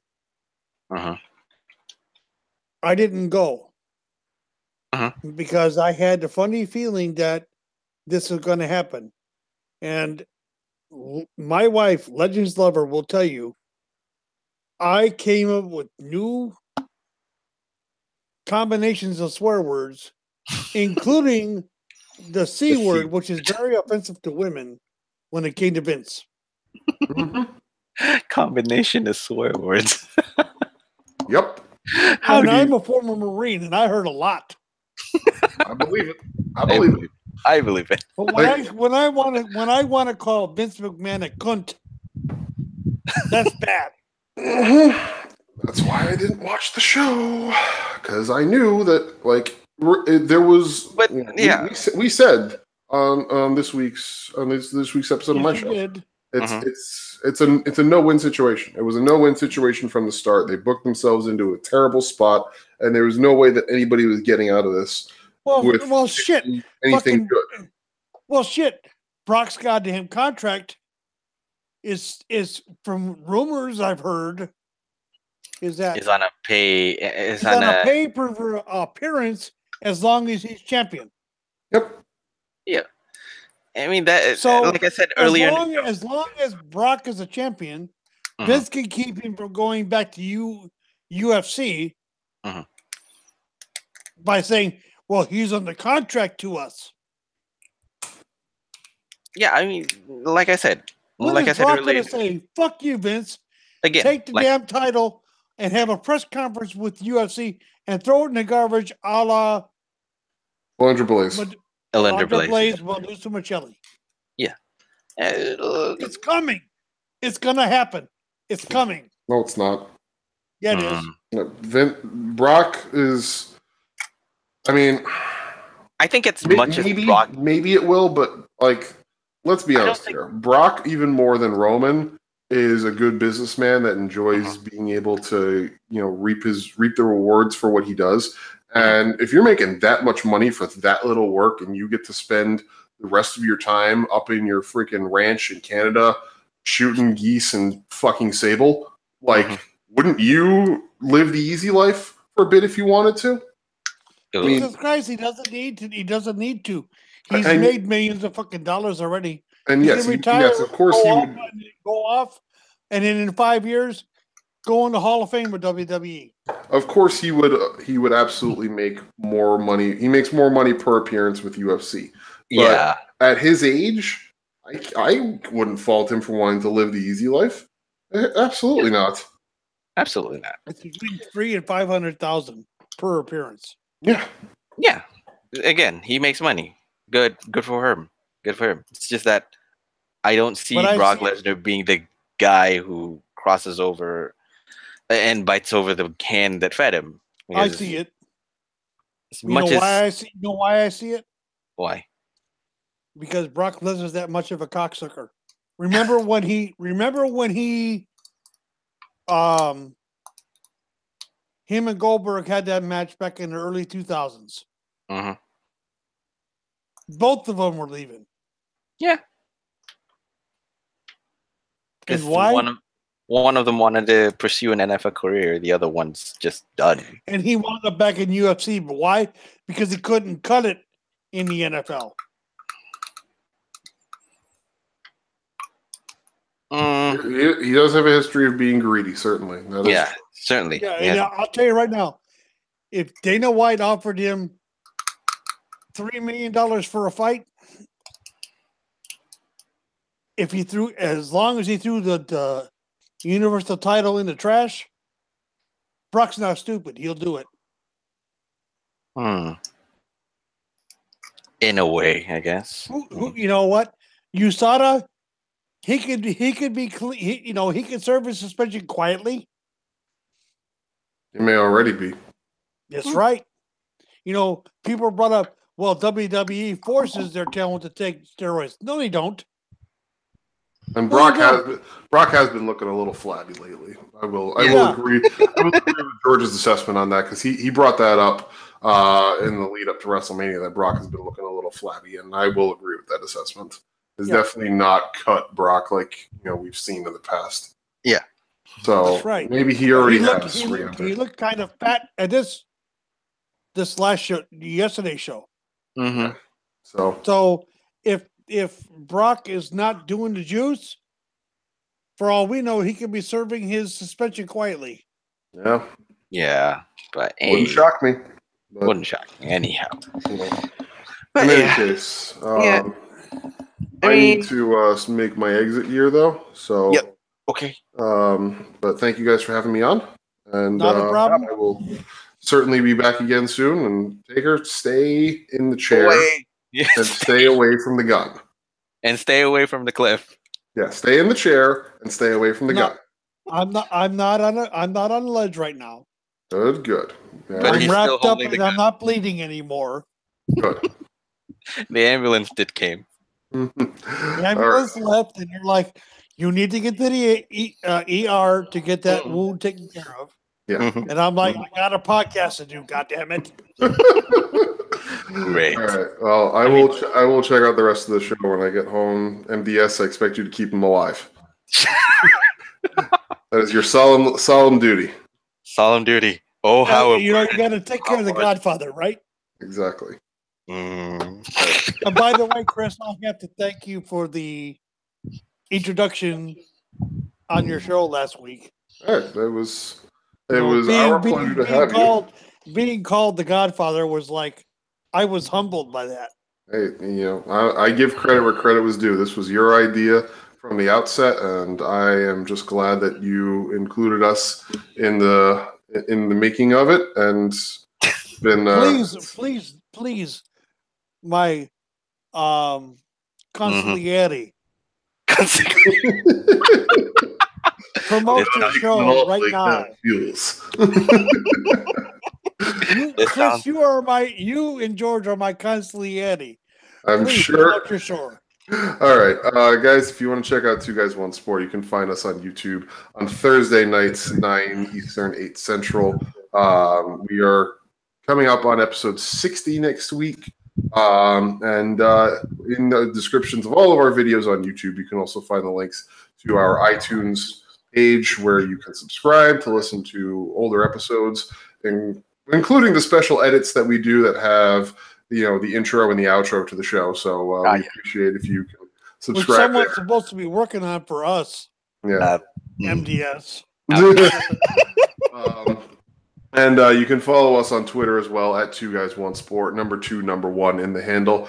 Follow me on my personal page at crazychris576 and follow George on his personal page as well at GetSavas. And until then, enjoy the rest of Shootin' Debris, episode 41, guys. Thank you again for having me. It's been a pleasure.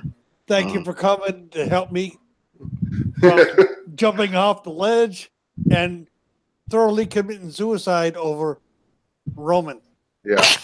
Not as much as I love the guy, not worth suicide. Yes, not worth suicide. All right. I'll catch you guys later. All right. Catch you later. All right, thanks. And he's out. Yes, he is. Yes, he is. So this is a surprise. You're about to jump off the cliff just because of Roman. Shows how much you love the guy. Shows how much you love the guy as a character. Yeah. Please don't. You know me. And how much of a fan of Roman I am. Yeah, I do. I think both of us share that kind of love, but yeah, it is what it is. I mean, I think it's a perfect episode for us to just stop here for now, isn't it? Oh, really? Yeah. Why? Is there anything else? Because other than the fact that we need to talk about the damn Rumble itself, which we haven't done yet. You want to talk about the damn Rumble itself? Okay, let's do that. Because again, like I said, you're my co-host, but you failed. You failed me. I failed at what? You failed me by not watching the damn thing. I told you I was busy. It doesn't matter. It don't matter. You had the network. You could have watched it. This is the reason why. But I do have the notes. For some god-awful reason, I do have notes for it as well, considering the fact that I did watch I only caught the highlights of it. Yeah. Sure. There's a lot of the finer details. Sure. We have a lot of finer details if you want to touch on the whole Greatest Royal Rumble itself. I mean, poor Daniel Bryan. Poor Daniel Bryan. I think he had fun. Yeah, he said he did. So I think he had fun. You can't blame the guy for missing out on wrestling for 3 years and got his chest drawn up so hard that it actually looked like it's so ugly. It's as if Daniel Bryan had walked into WXW and started face off with Walter, and Walter gave him a few chops, or a dozen or more so chops. So that was standing number one, and number two, he survived in the Royal Rumble for about 1 hour, and a couple minutes. He broke Ray's record. Yeah, he broke Ray's record basically. The highlights of it was good to see Mark Henry again. Number one. Yes, it was. See him eliminate Hiroku Sumi as well, instead of being the one to take the loss. What did he eliminate him? See I thought Braun did. No, it was Hiroku Sumi. See who has notes. I brought someone else to help you. Keep me from jumping off the ledge. Well, hello there, cutie pie. How are you? He's about to jump off the ledge. No, I feel like I'm going to jump off the ledge. Not again, Biff. Yeah, you know what? I'm going to go find a ledge somewhere. I'm probably find something to jump off the ledge. I'm going. Nope. I'm Now, going Senju, You can't leave, MDS. It's gone. Your job is to save me from doing it. Because I'm still on that Senju, ledge. you know that you love me, pal. You know you ain't going anywhere. So I do, but still, go ahead and jump off the ledge now. Well, I'll just do this then. I'll just do this again. Mm-hmm. Do what? This. Oh, shit.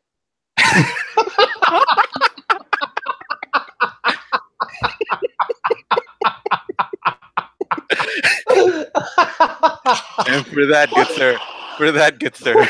what the hell was that? Just for that, good sir. Just for that, I'm putting you on the mute button list.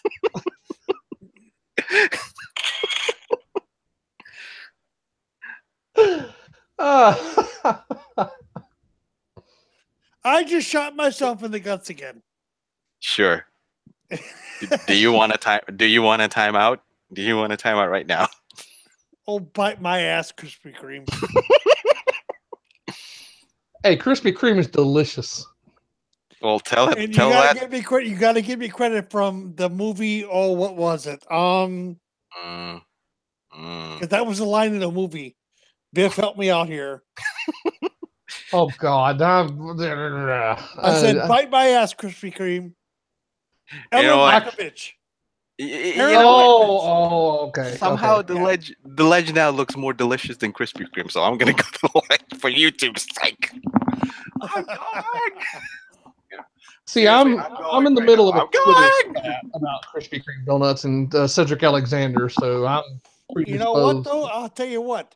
One thing that I was disappointed in with the Cruiserweight title match yesterday is why didn't Kalisto congratulate Cedric? Didn't congratulate. I think they wanted to continue on with the whole. Because, neither one of them was heel, Yeah. quote unquote heel. Mhm. So you would think that Kalisto would walk over and offer a hand to him. I mean, that was a great match. Don't get me wrong. I love that match. Yeah. He was probably pissed off. There were some great matches on this goddamn card, but He was probably pissed off that Cedric drop kicked his head off. Probably, no yeah. shit. God, that was a nasty drop kick. Yes, it was. I think he got a little too high. I even said that to Legends Lovers, like, ooh, he's a little high. I don't think it was supposed to hit him that high, and it's like because Kalisto's so goddamn short. You know? But I mean, like you said, it's it's an enjoyable match card. It's an enjoyable match and it's an enjoyable card. It's just that there's a lot of things they need to go wade into the muck for. But and as far as I'm concerned, I am going to pay back Taker in a really, really good way later on. I'm just saying that to you now, Biff. So that sounds like the setup for a Pornhub video. I'm just letting you know that. It is a setup to Oh boy, I like where this is going. All right. I'll keep LL company. No, you won't. But okay. Back when I was saying back when I was going to, because Taker is trying to talk about the 50-man Royal Rumble breakdown. I was just about to start on It's good to see Mark Henry again, even though he's already in the Hall of Fame. And yeah. And of course, you always get the highlight spot of Kofi Kingston's trying to save himself. That's always fun to see in every single Royal Rumble, even with the advent of the greatest Royal Rumble event. So, is that. And surprisingly as well, while Rey Mysterio's participation wasn't as impactful as his previous Royal Rumble entrance, he's still a welcome addition. That's one highlight again that I can point. The other, anytime people from 205 Live and NXT are given a bit of a time to showcase their talents and given time in the spotlight is a good thing. Thumbs up for them. So Agreed. There's that as well. Yeah. Braun Strowman throwing Shane McMahon through the table again for an elimination. Cool spot. Also satiates the sadist in Shane McMahon for trying to prove to his dad that he can do this still, Oof. even though he Oof. doesn't have, even though he doesn't have the time anymore, the body anymore to do.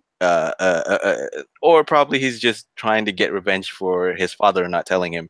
I want to jump off the roller coaster in the last WrestleMania, something like that. It's insane that he did what he did in this match just a month after having the hernia surgery. That's No, of course, pretty ridiculous. Diverticulitis and hernia. Yeah. That's what the story is anyway. Yep. But hey, and again, Taker, this has got to stop anyway. So I'm thinking about having revenge later on. So Oh yeah, Mhm. you knew I would get one up on your ass. Oh, of course. I mean, okay, more low points. Do we really need a Hornswoggle return, Taker? Do we No. really actually need a Hornswoggle return? No.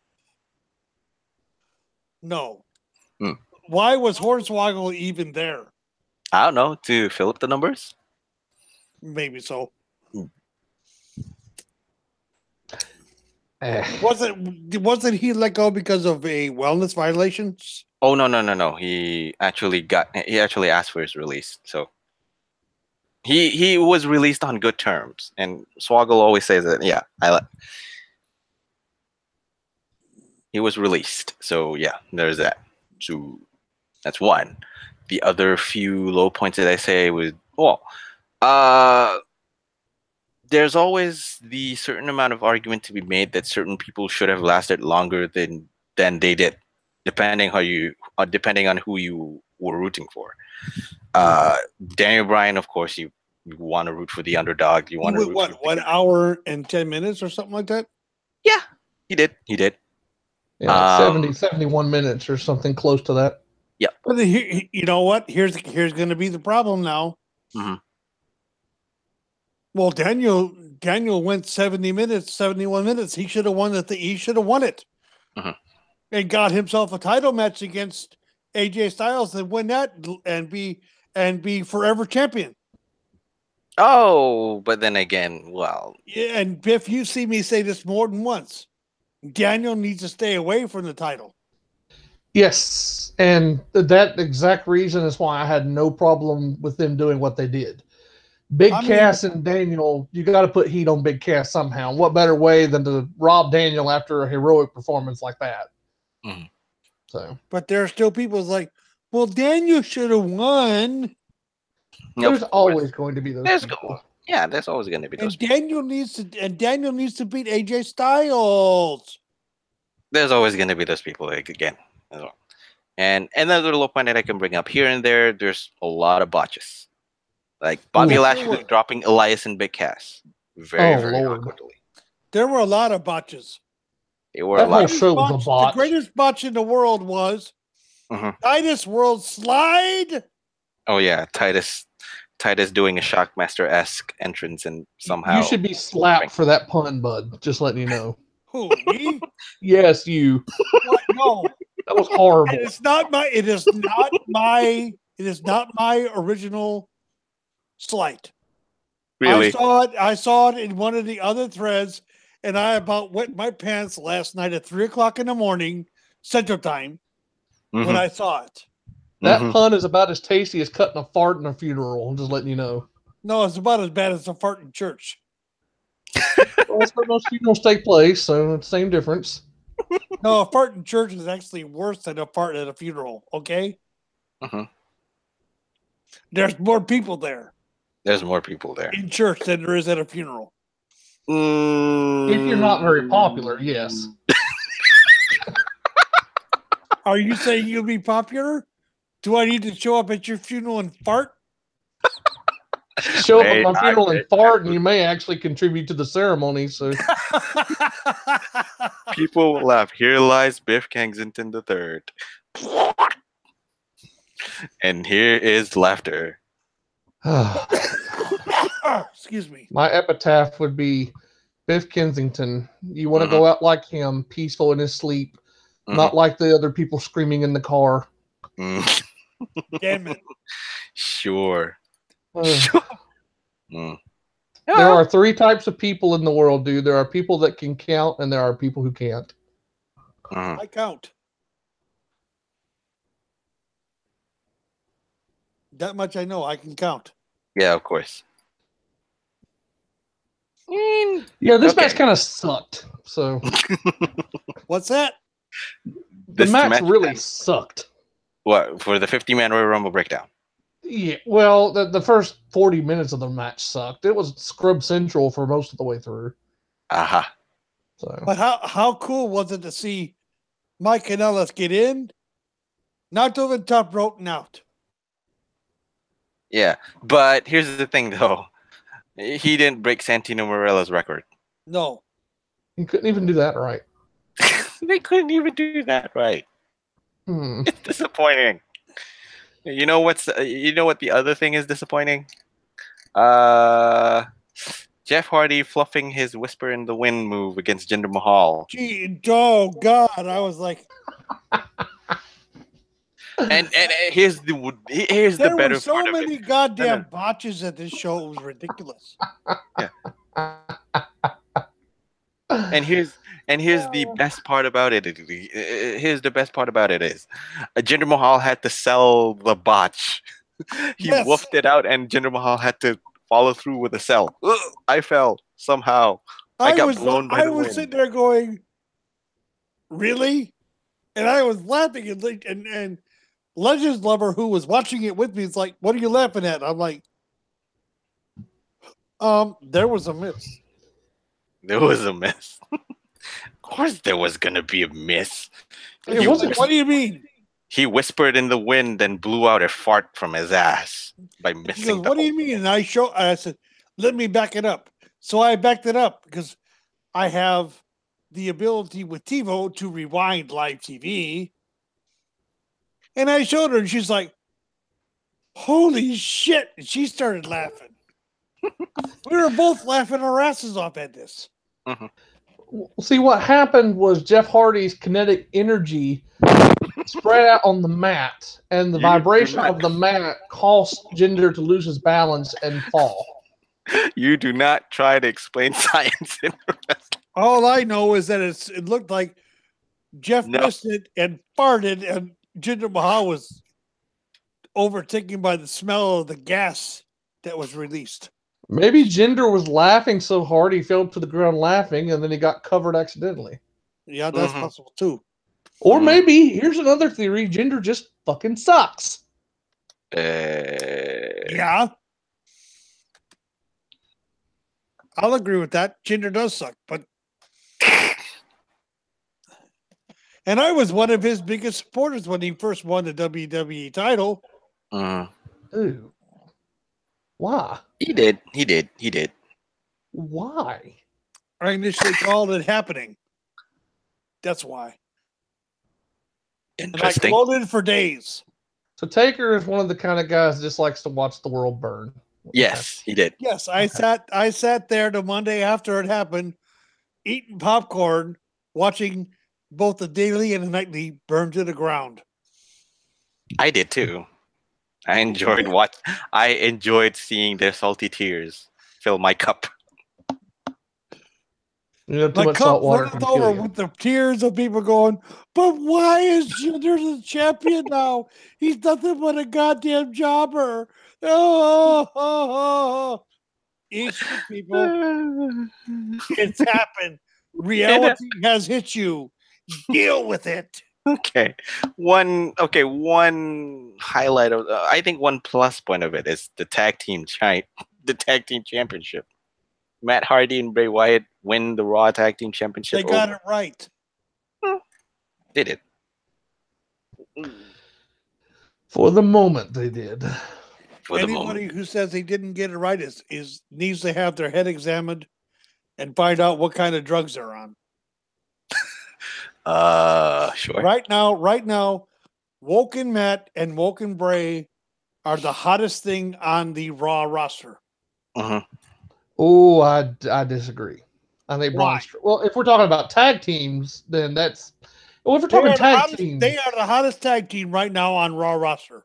now that's a different story, yes. But then again, there's not many good tag teams on Raw right now. Now we could have a couple of good ones coming with Drew and Dolph. We'll have to see how they click, and then if Bobby Lashley and Braun Strowman team up more, that could be a fun tag team. They had a lot of fun on Monday. I mean, if we're talking like overall roster, no, I would say that Bray and Matt are probably the 4th or 5th most popular act. If we're looking at tag teams, yeah, I would say the number 1.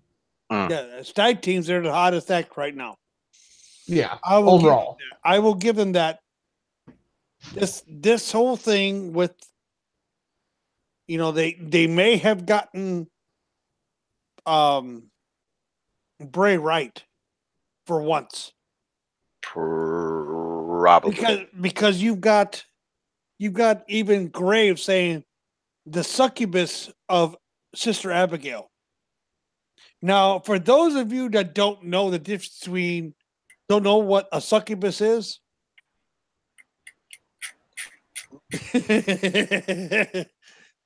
Biff? My ex-wife.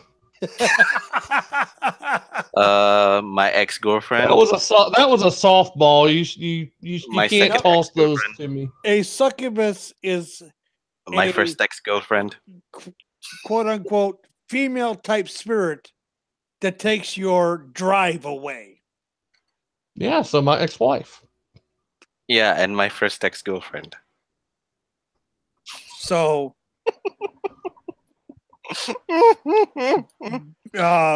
Bray being defeated and thrown into the lake of reincarnation is actually a good thing for him. They might be able to salvage something of Bray out of this. It was good in storyline terms. In real life, it wasn't the smartest of ideas because a lot of our waters are polluted with brain-eating bacteria right now. Oh, sure. You understand what I'm getting at. I do. I'm just being a smart ass. So. Yes, you are. Which is nothing unusual for your ass. Sure. I beg your pardon. I don't hear you complaining every week. Yeah. Okay. No, we're not starting this again. One more highlight. Just love how I show up and it just turns into a complete and utter dumpster fire. No, it hasn't turned into a complete dumpster fire yet because I do know someone who can turn this into a complete dumpster fire. Who's that? Don't you dare! Don't you dare! I know exactly who you're going for. Don't. Well, if you want, bring him in. No, I dare you. I dare you, MDS. Bring him in. I will never make you laugh again. No. No. Whose show is this, Biff? I'm daring MDS. I dare you. I'm going to hold my microphone up to my butt and I'm going to cut the loudest one possible and get you thrown off of YouTube. I don't care. Go for it.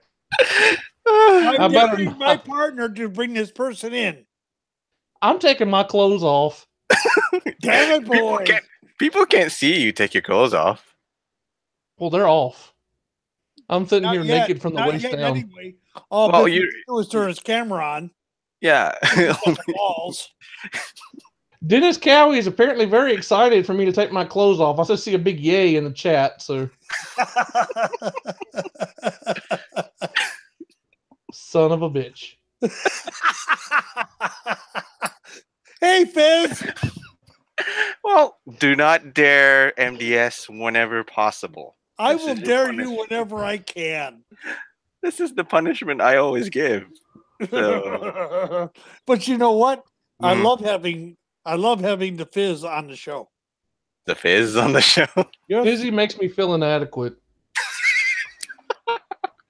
If he actually can talk. I don't know. Because he has... Fizz is actually better than Paul Heyman on promos. If he actually can contribute to talking. That's just about it. But anywho. He may have passed out from the talk of me being naked. Biff, were you saying something? About being naked? Yeah, I'm taking my shorts off right now. I am wiggling my naked ass on this leather chair. Which Damn is it, not a boy. smart move because that kind of hurts after like an hour sitting. So Damn it, Taker, boy. you do know that we're gonna get demonetized just because of this. So what? We've never been monetized in the first place. Anywho, okay, one more highlight. Well, just one more highlight. Hello, Fizz. Are you there? He's not there. Probably. he's probably got the vapors. Yeah. But anywho. Oh, he's gone.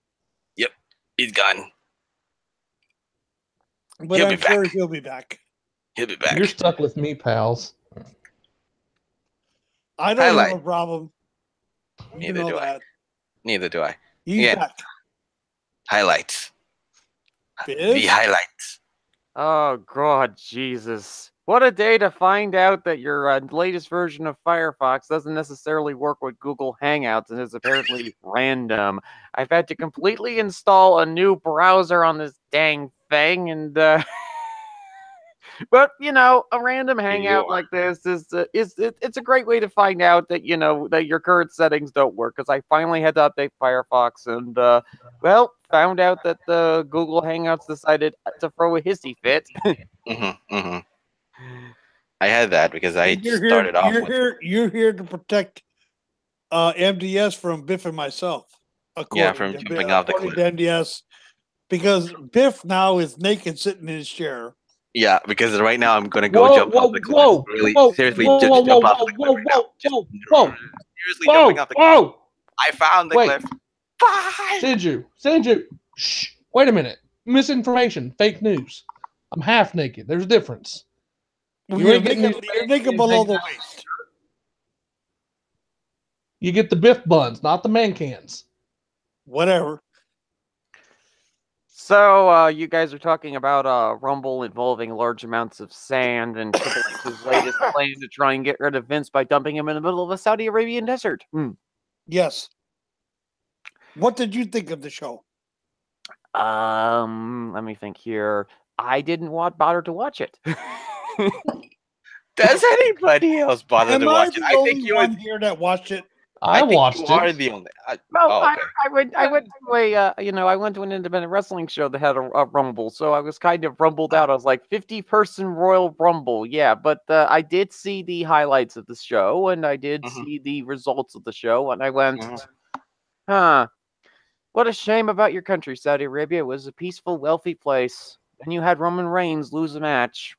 There's currently a ginormous army of Roman Empire supporters knocking down on your borders. What a shame. What a shame. Okay, so basically, what you're saying is that the only two professional people on the show right now are the guy that has to be talked off the ledge and the guy that's half naked. Well, I mean, as far as the matches are concerned, I shot myself twice, Fizz. Let him bleed. Let him bleed down I'm there. bleeding out over here again. Just let him bleed. Okay. So let's see here. John Cena is quite popular in Saudi Arabia. He won against Triple H. Let's see here. Let me go get the greatest Royal Rumble results. Jeff Hardy actually won his title after woofing a whisper in the wind, turning into. God, that was the worst butch I've seen in a while. Butt of the farts. And Jinder had to save his ass by selling the whole whip. Okay, so John Cena defeated Triple H. Cedric Alexander defeated Kalisto. That was a good match, though.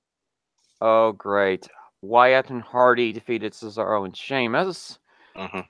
The other Hardy defeated Jinder Mahal. The Bludgeon Brothers bludgeoned the Usos. Which was expected. Seth Rollins defeated Finney McBrogue, Samoa Joe, and The Miz. The way that match ended was and Fizz, I'm gonna tell you, you need to watch the ending of that match.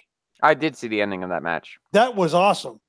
Yeah, he jumped off. Absolutely, it was one of the greatest matches of the night. I will say that right now. AJ Styles, who currently has a really squeaky voice right now for some reason. I think it's because of the dry sand. I think that's Yeah. You know how dry sand is. Yeah, You know. and Shinsuke Nakamura fought to a double count out. I think it's because Nakamura busted his nut quite a number of times already. So Yeah, maybe because his left testicle is up in his spleen. probably. I really should have remembered to wear a cup. I'm gonna lose my goddamn patience trying to kill this sons of bitch. At least he got. Me in the nuts again and again and again. At least he's got kids, because now he has an excuse to do some family planning. Maybe he needs to get a vasectomy. I digress. Or a good jock strap. That would be all. Let's see. The Undertaker gave Rusev an early flight home in a casket. Oh, that was a pretty good match, to be honest. Yes. Oh yeah. Because Taker actually looked very good. He lasted 10 minutes in the match. For someone who had a hip replacement last year.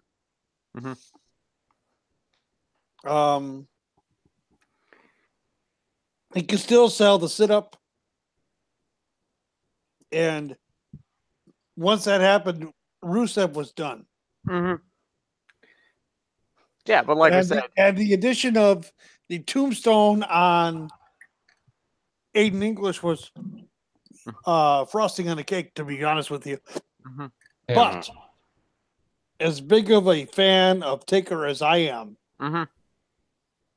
dude, it's time. Oh, he knows that. He understands that, I think. Yeah. I love you. I love you, Undertaker. I will always be at Undertaker Mark. But it's time. Well, I mean, he lasted 10 minutes. That's an incredible performance. Most guys his age can't even, get in there and get it up at all. Well, I beg to differ. Undertaker, Ric Flair was 20 minutes, and Flair was 55 years old at that point. See, I obscured that pun a little bit too much, so everybody missed it. So, see here. So anyway, Rusev was stuck. So Rusev was stuck in the casket, got an early flight home, and then we had Lesnar Heyman versus Roman Reigns, and you had Chris earlier on the show. I'm assuming he was quite pleasantly happy about this match. I say sarcastically. No. And I wasn't either. Hence me being on the goddamn ledge. Of course. Initially, he was on the goddamn ledge. I'm on the goddamn ledge now. Wait a minute. Wait. You're on the ledge because of the Brock Lesnar Roman Reigns match? He was on the ledge because of the Brock Lesnar Roman Reigns. I love that. I love that finish. I am so glad that Brock won. You're making yourself a big fan of Roman Reigns fans right now, Biff. No, I'm a huge Roman Reigns fan, and I'm glad that Brock won. Because now they have to turn him heel. They can't keep him as a babyface. Hey, Roman is already heel, technically. Roman is as tasty as turtle shit right now. There's no way he can stay a babyface. And Taker just shot himself. Roman is a babyface. He's been heel for like the last 2 years. The occasional, hits, peaks, and valleys of being a babyface. I mean, he is beloved by all, after all. Let's ignore Taker just shooting himself a little bit more now. Oh God! Taker had to step away from the microphone. This ain't good. I will have to just bleed out over here. I mean, look, this Roman Reigns conundrum has just given me such joy and laughter. I am also a Roman Reigns fan, for those who don't know. But, because the options are me being a fan of Dean Ambrose, the silence says it all, or me being a fan of Seth Rollins. That's Biff's job. That's Biff's job, yeah. Wait, whoa, what's my job? You're Seth being Rollins a Seth Rollins fan. That's not a, you know what? That's a tough decision. Oh, it's not a tough one for me. I'm Seth and Dean over Roman, but I like Roman too, so. Yeah. But if you have a choice between Roman and Seth Rollins, who would you choose? Oh my God, Seth Rollins every day. I can't even make that goddamn choice. Oh no, Seth. Oh, for me, it's easy. If you're It's putting the easy. choice of Roman and Seth is my choice. Seth is a better All right. in-ring worker, and their promo skills are comparable. But the thing about it is that Roman has shown over the last 2 years that he is someone that can work from underneath and make even Braun Strowman look good. Yeah, but Seth was doing that in 2015. He just hasn't been put in a position to carry people like that. He's been hired in tag ranks. Whoa. He carried Kevin Owens. He carried Kevin Owens. He carried Sting to his best match that he's ever going to have this decade. Okay. And Roman, let's be honest here too. He actually had some good matches with Roman Reigns before Roman Reigns improved in the ring. So Yes. Yeah. But the thing about it is, if you were to put those two together right now, who would carry who? Oh, wait a minute. Whoa. If we're talking Seth Rollins versus Roman Reigns, you're talking Seth Rollins versus Roman Reigns right now. I'll tell you right now, those two would carry each other. Well, neither one have to be carried at this point. They both bring their own things. That's right. Yep. So I mean, both of them are. See, here's the deal: both of them are credible main eventers. Roman Reigns has had an incredible run, as long as he's not at WrestleMania. WrestleMania is not a good show for him, but everywhere else, Roman Reigns has had a lot of good main events. But if we're just looking at this from a perspective of an in-ring worker, then there's no question Seth Rollins can do more. He's a better in-ring performer, and he's probably as good a promo.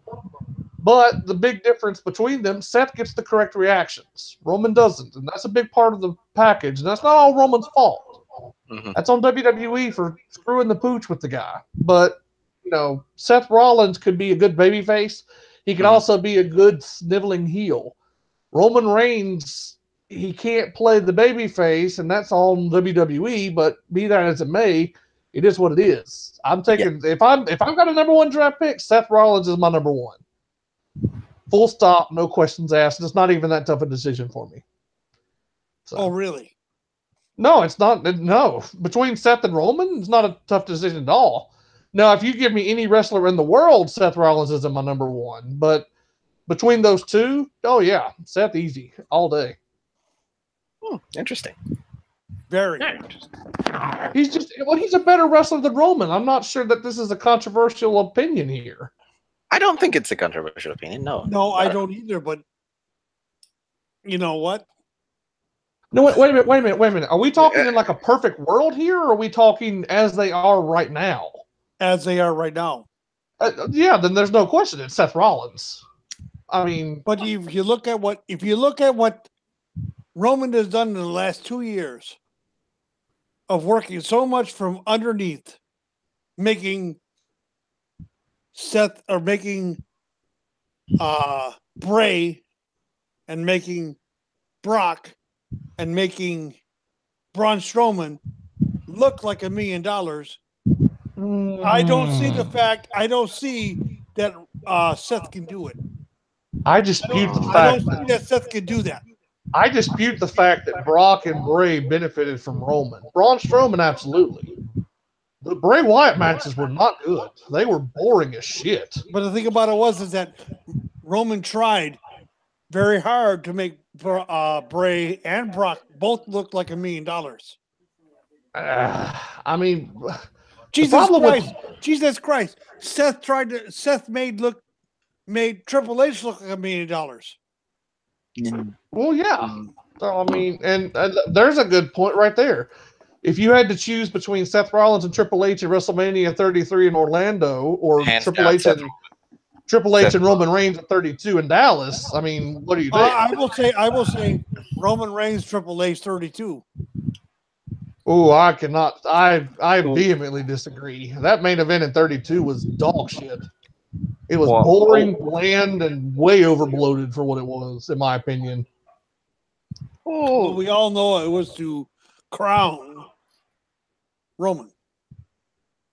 Yeah, it's one of the failures of Roman on WWE's part. That is, but I will still give Roman credit because he had just come off of the feud with Braun. Now, if we're talking now, I think if we're looking at the totality of the picture right now, what Roman did for Braun Strowman probably trumps anything Seth has done on an individual case-by-case basis. Exactly. Braun Strowman is the most popular guy in the company right now. And maybe why? even more Why? Because Roman put him there. Yeah, so I mean, there's no disputing that Roman made Braun. That's just anybody that says otherwise is just blindly hating. Let me ask you a question, Biff. Who has Seth made? This is going to be a controversial opinion, and I imagine I'm going to get a lot of blowback for it, but I'm going to take my shot. I think he made Dean Ambrose as a credible singles guy. And I say that because that feud with Seth Rollins and Dean Ambrose in October of 2014, when Roman was hurt, Dean Ambrose was getting so over working with Seth. Dean Ambrose was not known as a good in-ring worker or even a credible singles worker during his time in the Shield. He was considered one of the weak links in terms of in-ring work. Now, his promos were always great, but that feud with Seth kind of made him into a true upper card player. That was a tremendous feud that people, they don't give enough credit to now because it ended so poorly. But Dean Ambrose is in the upper card today largely because of Seth Rollins and what Rollins was able to carry into while he was still kind of feeling out the kinks of his singles character. I'll give you that. I'll give you that one. All right. And yeah. So, I mean, if we're talking now, Dean Ambrose versus Braun Strowman. In the overall picture? I would say Braun is probably a bigger deal than Dean. But Dean sells a lot of merch, and Dean has been a very important character over the last few years. So it's not like we're talking a huge discrepancy here. No, there is a huge discrepancy.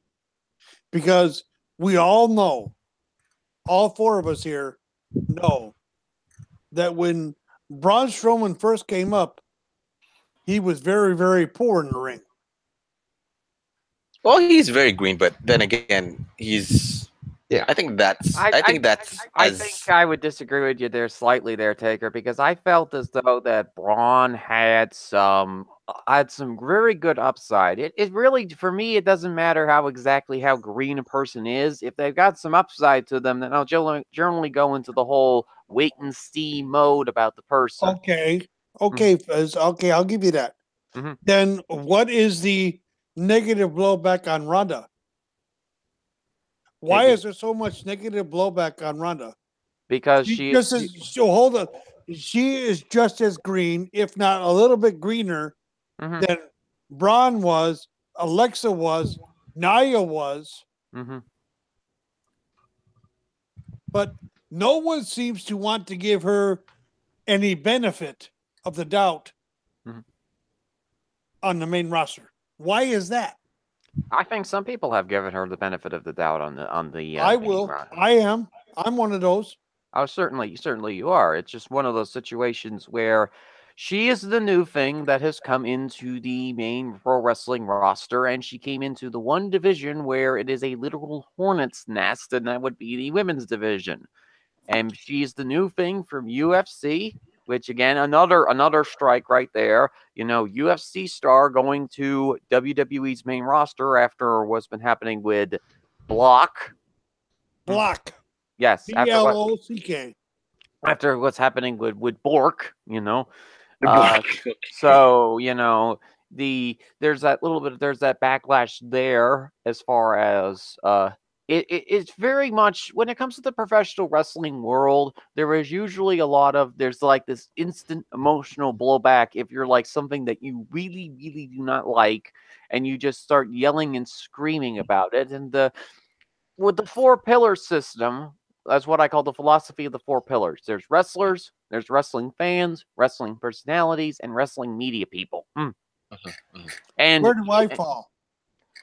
Somewhere between number 4 and number 2, I think. I called you a number 2. No, number 2 is wrestling media on my list. No, I thought number 4 was wrestling media. No, that would be wrestling personalities, I think. No, that would be wrestling fans. Oh yeah, okay, there you go. Yeah, on the pillar totem, it's wrestlers 1, wrestling media 2nd, wrestling personalities number 3, and number 4 is wrestling fans. I just went Okay. random because I just got up. Okay. Fair enough. I just wanted to clarify that.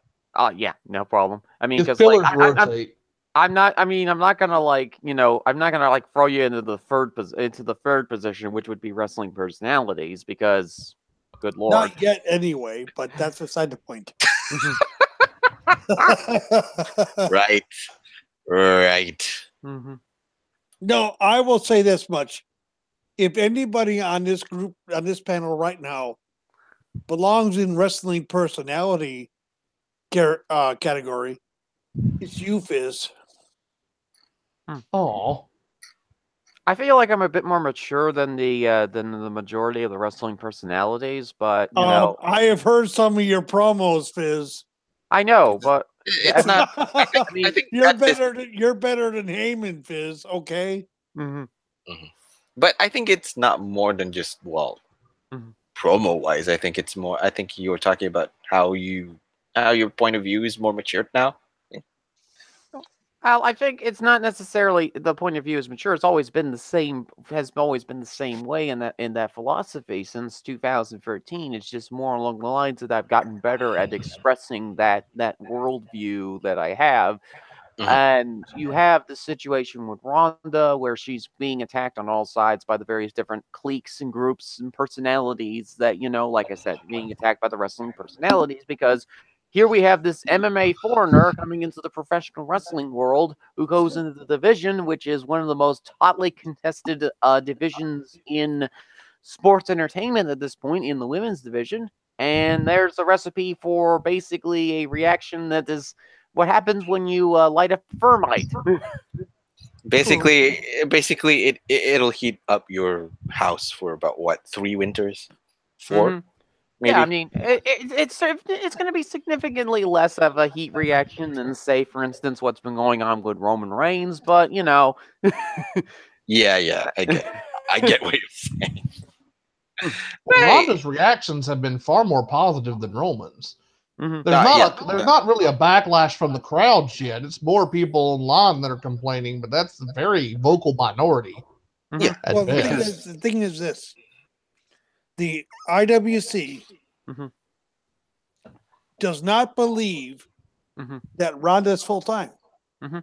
They are of the belief that she's going to be just like Brock. Mhm. Where everywhere I have looked on Mhm. the internet, Mhm. when it comes to Ronda, has told me, no, she's here for the long haul. Mhm. She wants to. Everything she did prior to this has led her here.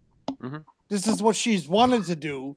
She's been a fan of wrestling since she was little. Ding, ding, ding. Right there. Ding. You know what? That's the thing. The wrestlers who are the best at being in the business and being characters in the business are those who were fans first. Absolutely. That's what separates Ronda from Brock. Ronda was a fan growing up. Yes, She she loves was. it. She wants to be there. Brock's collecting a paycheck. That's exactly it. So, But because Ronda was in UFC first, everybody is of the belief that, Ronda's only here to collect a paycheck. Mhm. Yeah. And also in the grand scheme of things, WWE is trying to use her as a means to get back at UFC, because throughout the 2010s, UFC has literally been kicking WWE in the teeth. True. But here's another thing, Mhm. Fizz. Mhm. I don't know how much truth there is to the rumor, Mhm. but Brock's new contract is a per appearance fee. So they're doing a so allegedly the rumor is that they're doing a TNA style pay per appearance contract with Brock Lesnar. Yeah. Exactly. Sort of. Why don't they And- just ship him in a box, take him to the original Donner Party of professional wrestling, and then have the delivery boy say, "Here, use this crowbar, unleash it upon them. They've dealt with far worse." Well, the thing answer about to it that- is that it's between 300,000 and 500,000 per appearance. Mm-hmm. You know what? And Donner Party. as long as he is Donner champion, Party can't. Daughter Party can't As long afford as he is the champion, Universal Champion, he's under contract. it. That's a rumor I'm hearing. That's a rumor I've read. That it has been said by several sources, not only Meltzer, but others as well. I mean, I think everybody right now in the media circles just doesn't really know what to make of this whole Brock situation right now, because you have this guy who was expected to lose in WrestleMania. He doesn't. You expected him to lose at the Greatest Royal Rumble. He doesn't. He does. And I think In the meantime, Fizz, sorry to cut you off, but in the meantime, they put a bullet in the Roman Reigns character.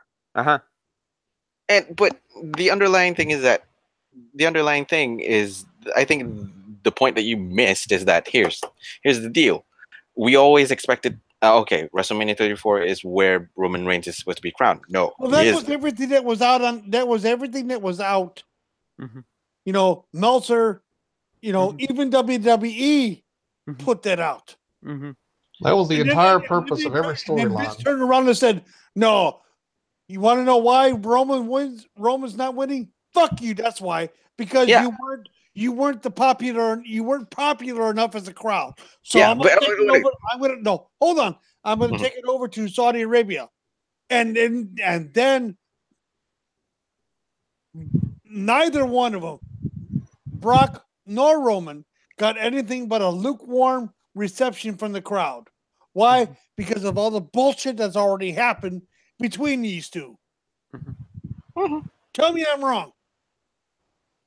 I mean, even Roman got booed, so yeah, he got booed, and so did Brock. This feud has done a tremendous job at making both guys into heels. And by God, I haven't been right much this month or the last couple of months. If I give you a lot of numbers, pick the opposite and you'll win. But I got this right. And I'm proud of myself for getting this right, because I called this 3 weeks before WrestleMania. I told everybody, and I think I even said it on the show, I told everybody, you're doing the wrong thing here by trying to make Brock into the heel because he's lazy and not showing up. Because Roman is not going to be cheered. You're not going to make Roman popular. He's going to have his 50-50 reaction at best, or worse in smart settings like New Orleans at WrestleMania. But by making Brock into a heel, and I told you that. I told you when you said it, you were absolutely right. And I was laughed at by the panel. They took a gamble. It was a dumb gamble, and they lost. And now they've ruined Brock. They've ruined Roman. And that Universal title is about as useful as crotch rod right now. So it is the Beef Jerky Championship of Champions. What do you expect out of the thing? Yeah, that's true. The only thing that can help now is absolutely worthless. The only thing that can help that title now is unifying it back into the WWE Championship when the brand extension ends. Good. That title is dead. It will never hold any value because it is completely and utterly shot. I mean, I in all honesty, man, I think that it is salvageable. But I think it's because of the fact that the certain someone, and it's not the person you're thinking of. Certain somebody is gonna be so desperate to have the Universal title mean all the world to everything and whatnot. Oh, you're talking about Kevin Owens? Not Kevin Owens, but somebody who brought him up to the main roster. Oh, Sammy? Not Sammy. That would be Hunter. Oh shit! Are you telling me we're gonna have a match between Hunter and Brock again? No, I think it's gonna be a case where Braun Strowman, which again, I feel so bad for Canaanite. He had to watch that 50-person Royal Rumble, and Braun ended up having to win the dang thing. You forgot that Taker watched it too. I don't have a problem with it. I know, but like I said, Canaanite does not like Braun Strowman, and the factor that he had to do match time statistics on that Royal Rumble match and have Braun win it. Okay, wait, stop, full stop. I got a soapbox right here, Fizz, and this is no offense to Canaanite, but I have a severe problem with people that say they don't like Braun Strowman because he's not a good worker. And I'm not trying to put words in your mouth. I don't know why Canaanite doesn't like Braun. If you don't like Braun Strowman in 2018, you are either the biggest, work rate freak out there, or you just don't understand pro wrestling. Braun Strowman is the most oversized, larger than life, fun character WWE has created in a decade. We're not talking about the run-of-the-mill main eventers like Roman or Seth or Dean, the kind of, the reality era guys that they had. Braun Strowman is a freaking throwback. Biff, two of the greatest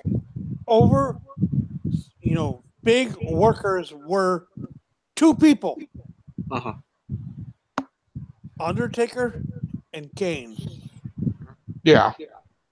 Braun Strowman is Braun Strowman, and I'm going to say this, Braun Strowman is of the same class as Undertaker and Kane. Yeah. When it comes to working. He busts his ass in the ring to make, I mean, Jesus. You look at the 5-on-3 match at what was it, Survivor Series? Yeah. With the Shield with Roman, Seth, and Kurt Angle versus The Miz with the Miztourage, Kane, and Strowman. Strowman worked his ass off to make the Shield look good. I mean, Jesus, he was put through a table, the German announce table, by the hybrid Shield. Okay. Kane worked a series of matches with him after that because Kane put him in the garbage truck. And who came out looking like $1 million? Braun Strowman. Why? Kane put him over. Kane worked from underneath. Okay. Kane, The Undertaker, they know how to work from underneath as big men. Yeah. And I'll tell you right now, Braun Strowman also knows how to work from underneath as a big man. I challenge anyone, just to piggyback off your point, Undertaker, I challenge anyone to go back Monday night. We don't even have to go back far. Go back to Monday night and watch that tag team match. I'm not talking about his in-ring work. I'm not talking about the fact that, he's not going to be a Daniel Bryan or a Johnny Gargano, somebody that's going to wow you with work rate. I want you to go back and watch that match and look at how he works. Okay? Look at how he works that match. The hot tag, perfect. Okay? He came in. He has a great mind for the business. He knows what he's doing in there. There's a difference between being a great wrestler and a great worker. Braun Strowman is never going to be a great in-ring wrestler, but he is a great worker. He knows how to pop the crowd. Yes, that work that he did off that hot tag was some of the best in-ring work just from a wrestling perspective, a pro wrestling entertainment perspective that I've seen all year. And I went to take over New Orleans, so I have, a lot of, fond memories of that show.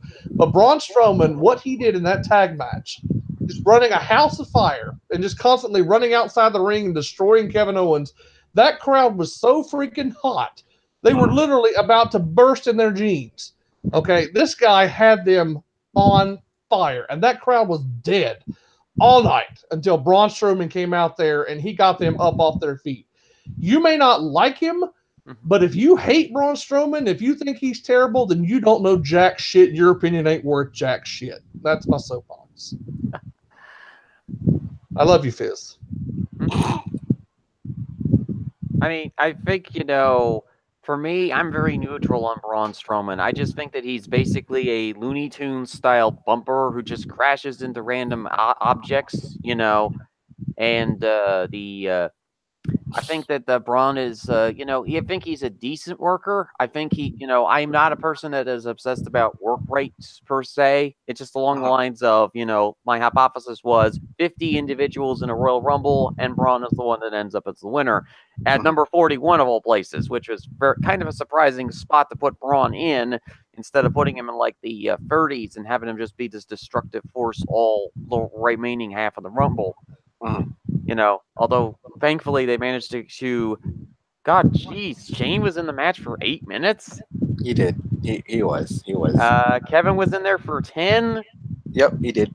And Chris Jericho was in there for 3 minutes and 18 seconds. And thankfully for everyone involved, did not cause a controversy in an international country like he did in Brazil.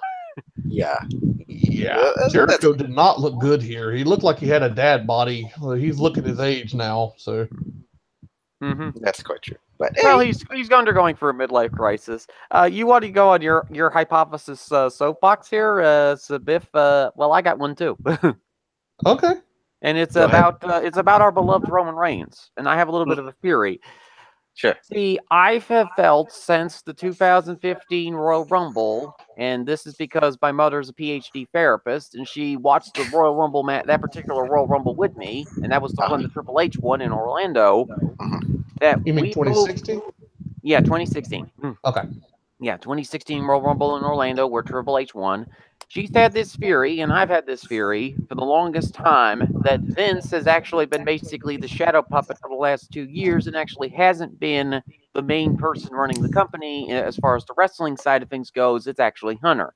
And that Vince, and that they're using the classic tactic because when all else fails, when your idea gets lambasted by the wrestling community, point to Vince. Because Vince will take every single bit of heat, and he does not give a proverbial toss whether or not, somebody hates him or not.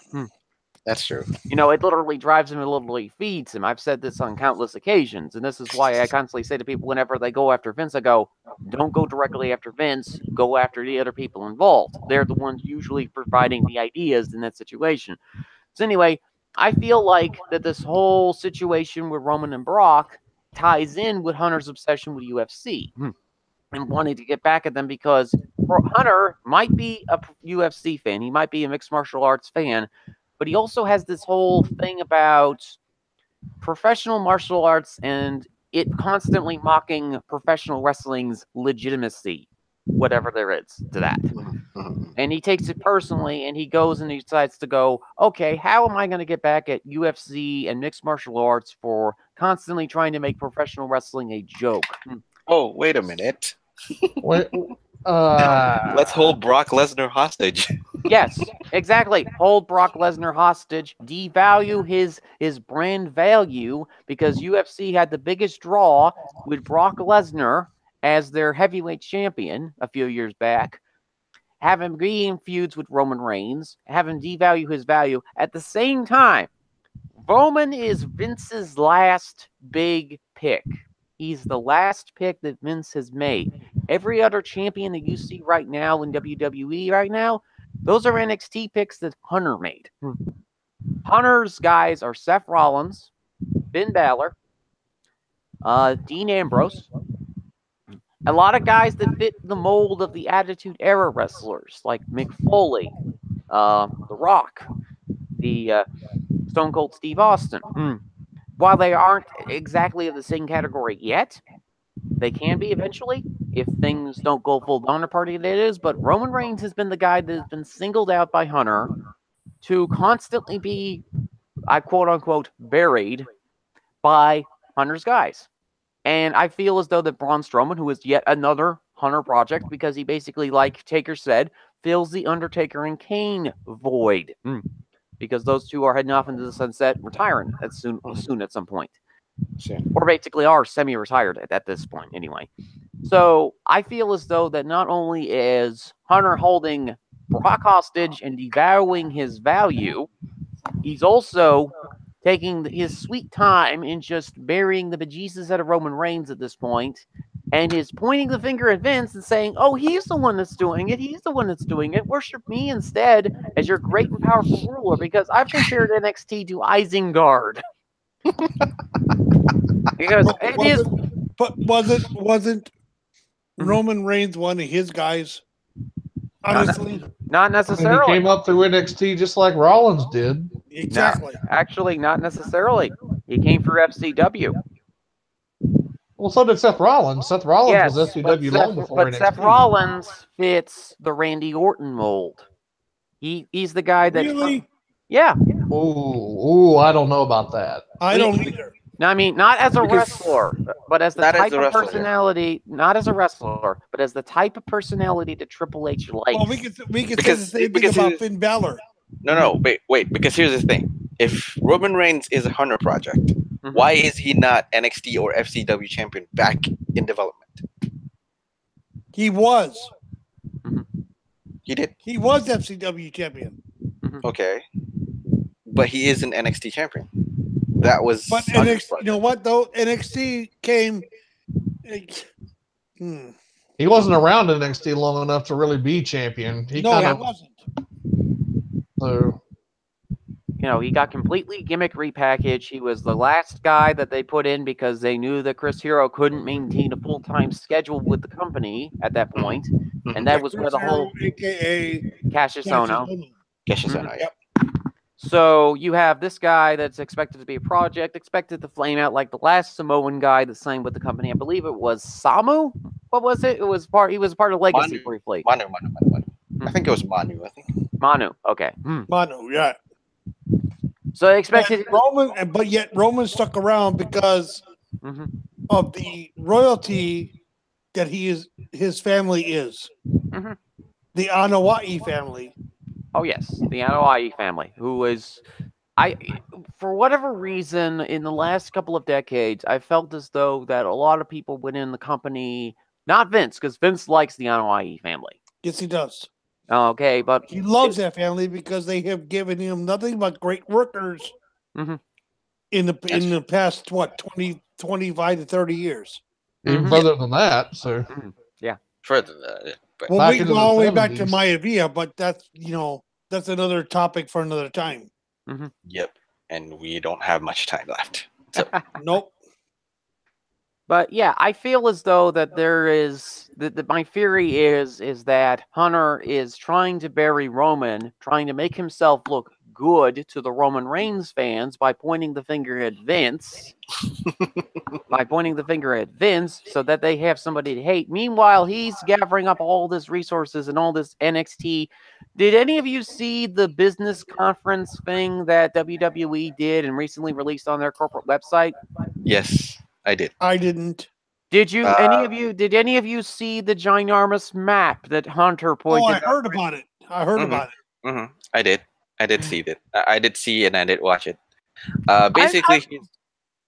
Basically, he's trying to take over the world. I've joked about Triple H doing today, the Indies, tomorrow, the world. No, you don't want me to do it. Jed. You don't want me to do a Hunter Hearst Helmsley Triple H impersonation, do you?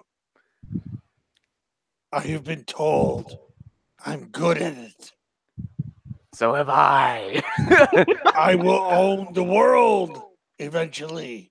Soon. Because I'm Triple H and I know what's best for business. Business. Oh Hey, god damn it, guys!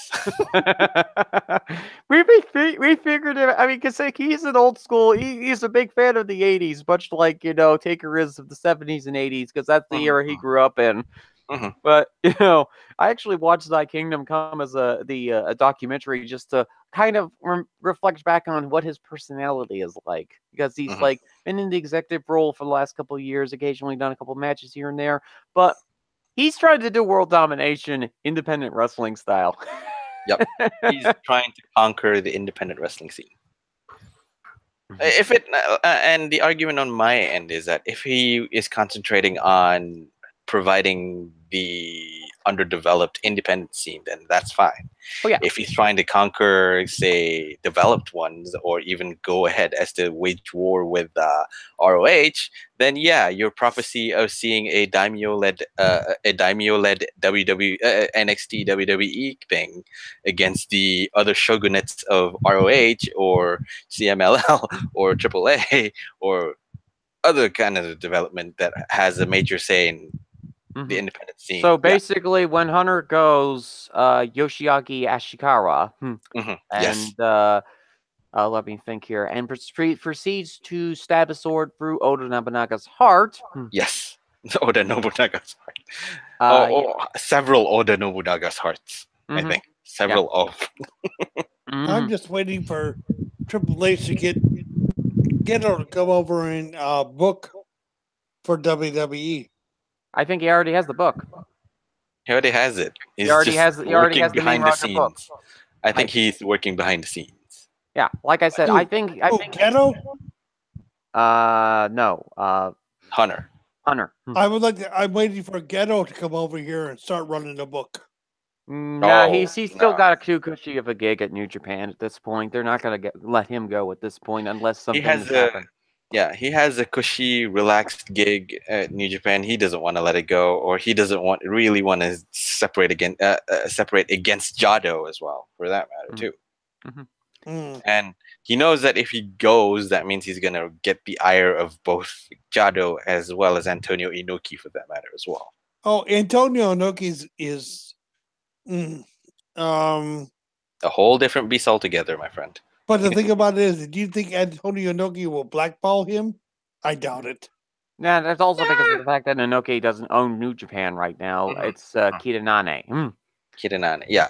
Because, but Antonio has a huge say about it. And if you want to say that he's going to blackball it, no. He's only going to blackball Gedo if Gedo leaves. He's going to only go blackball Gedo in Japan. You know, Gedo, we all know Geto's in love with Jerry Lawler's Memphis Wrestling. Yeah, but that's besides the point. Because that's just the point. Because if you want to pull him to WWE, then yeah. Welcome back, Biff. Yeah, I kind of goofed there. My bad, y'all. You kind of goofed. Oh, you goofed? Do I need to shoot your ass? Oh, just do it. Because we're already out of time anyway. I so very much wanted to make a sexual pun there, but I'm going to keep it family friendly today. Good on you. At least yeah, throw we out we have our taping due this week too, don't we? Oh yes, we do. Yeah, both About of you Bruno. need to, both of you need to unload. Both of you need to unload the payload. There is so much. There is so much stuff I have found. Did you watch the Baba San Martino match from '71? The who? The Baba San Martino match from '71. Giant Baba. That's a very interesting match. Yes, it was. I also watched the Koloff match. Ooh, interesting. And the match where Hansen inadvertently broke Bruno's neck. Yummy. Anywho. Any other thing that's on the paper today? Nope, we just got to go through a pay-per-view that has lots of sand, so much so that Darth Vader would absolutely hate it. Yeah. I hate sand. It's coarse. The stands are ridiculous. It gets everywhere. It gets in. Well, here sand. We meant sand, not stands. Sand. Star Wars. I'm saying stands, okay? Because the stands are ridiculous. The stands bro, their greatest champion only lasted 29 seconds in this battle royale. Who's that? Ty Dillinger. And here I thought he's gonna last for about what, 10 seconds? The greatest guy who survived the longest is Brian. And Fizz, yeah, you will agree, his chest looked like Walter versus Ivan Dragunov. Did they have Walter in the Rumble is what my thought process was. You thought he was going to be in the Rumble. I mean, Jesus. And according to Daniel Bryan, Roderick Strong did all that damage. Of course he did. Have you seen the new and improved Roderick Strong? New and improved Roderick Strong being boosted by the Undisputed Era. And he thought that he can... Why not? Oh, I can't work alone. Mr. What's the word you use for him? Mediocre. No. Mr. Average. Yes. But let me ask you this, guys, before we close this show out. Sure. Do you honestly think Vince will take a page from TNA and use the Greatest Royal Rumble title belt as the King of the Mountain title belt a la TNA? Yes or no? No. It's a one-off belt. It's a one-off belt of green championship greenness, and if they're gonna do anything with Braun, they're gonna probably do it within the next couple months here, probably during Backlash or so. Sure. I think that Braun wins the Universal title, Roman turns heel, and that's your SummerSlam main event. Braun Strowman versus Roman Reigns. Mm-hmm. As if, of course, the fact that Roman's already healed to begin with. Well, now it's going to be official. So, yeah. MDS, what do you think? No, it's a one-off belt. But yet there are so many people in the thread saying they're going to take that title and make it the title of Raw because Brock isn't around. I don't understand why. Please, The thought process, I think guys, please, folks, try to help me understand as to why. I think the thought process is because, well, the general consensus is that we're tired of Brock Lesnar hogging the title belt. I think it's more of them not seeing the bigger picture. Because why would you want to take that belt and make it as if it's a secondary title, a secondary main title? And then the fact that Brock Lesnar is hogging the Universal title for Raw. Well, shit, the Universal title right now is worthless. Of course, but still, it's a title. It's worthless, though. It's still a title. You can't just give up on one title just because someone's hogging it against their will. Why or not? against our Why will. not? Why not? Vince would do. This would not be the first time it's happened in any. Would you promotion. accept the fact that that title is going to be the main title? Just because you hate Brock Lesnar so much, because you dislike the guy so much. Because they have taken, and the reason is this: because they've taken a title that was supposed to be important and made it worthless. Yeah. The green title means nothing to me as far as I'm concerned. Yeah, and yet you are saying that people they're are gonna saying turn- people want but- to. But Vince is gonna Vince. Or Hunter's gonna Hunter. Yes. For that example- matter, yeah, you're right. You're right. For example, 2003. Hey, let's reintroduce the World Heavyweight Championship for WCW. Let's not do anything with it and instead hand the title belt off to Triple H. Exactly. And start that's what I something see right, happening. Vince at least knows how to deal with title belts. Hunter? I Not so don't much. trust Hunter with title belts, to be quite frank with you. well, wait a minute. The decision to put the World Heavyweight title on Triple H in 2002 is a Vince call. Oh, yes, I know that. It's Let's just not it was pretend that done. Triple H just created that for himself out of blue Yeah, air. but that was a Vince call with Triple H's approval.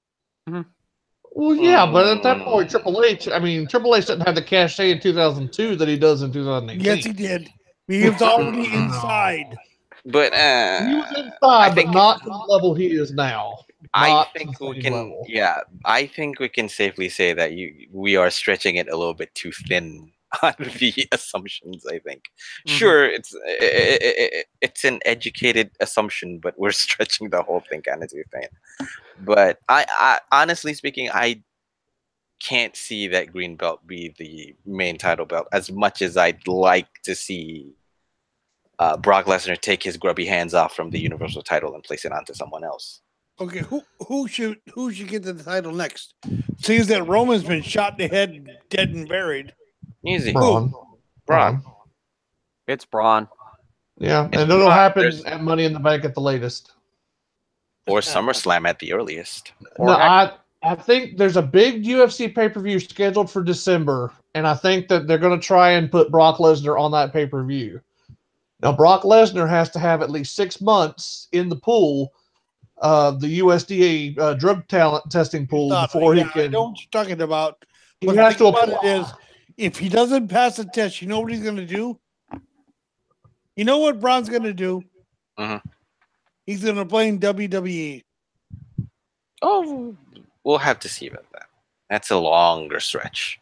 I don't That's a think lot. Brock. I think that's why that Brock Lashley match kind of fell through. They were expecting that to be a SummerSlam match, and That's apparently off the table. I would bet you dollars to donuts, and Lord knows I haven't been right much, but I think Brock drops the title to Braun at Money in the Bank. I think Roman goes full heel, which is going to use the Greatest Royal Rumble and the controversial finish as a catalyst for that, which is interesting. It's kind of very similar to the scenario I pitched over at Cage Side Seats, but I think that Roman goes full heel, and I think Roman wins the title from Braun at SummerSlam as a heel, and it builds back up to a Braun Roman main event next year at WrestleMania.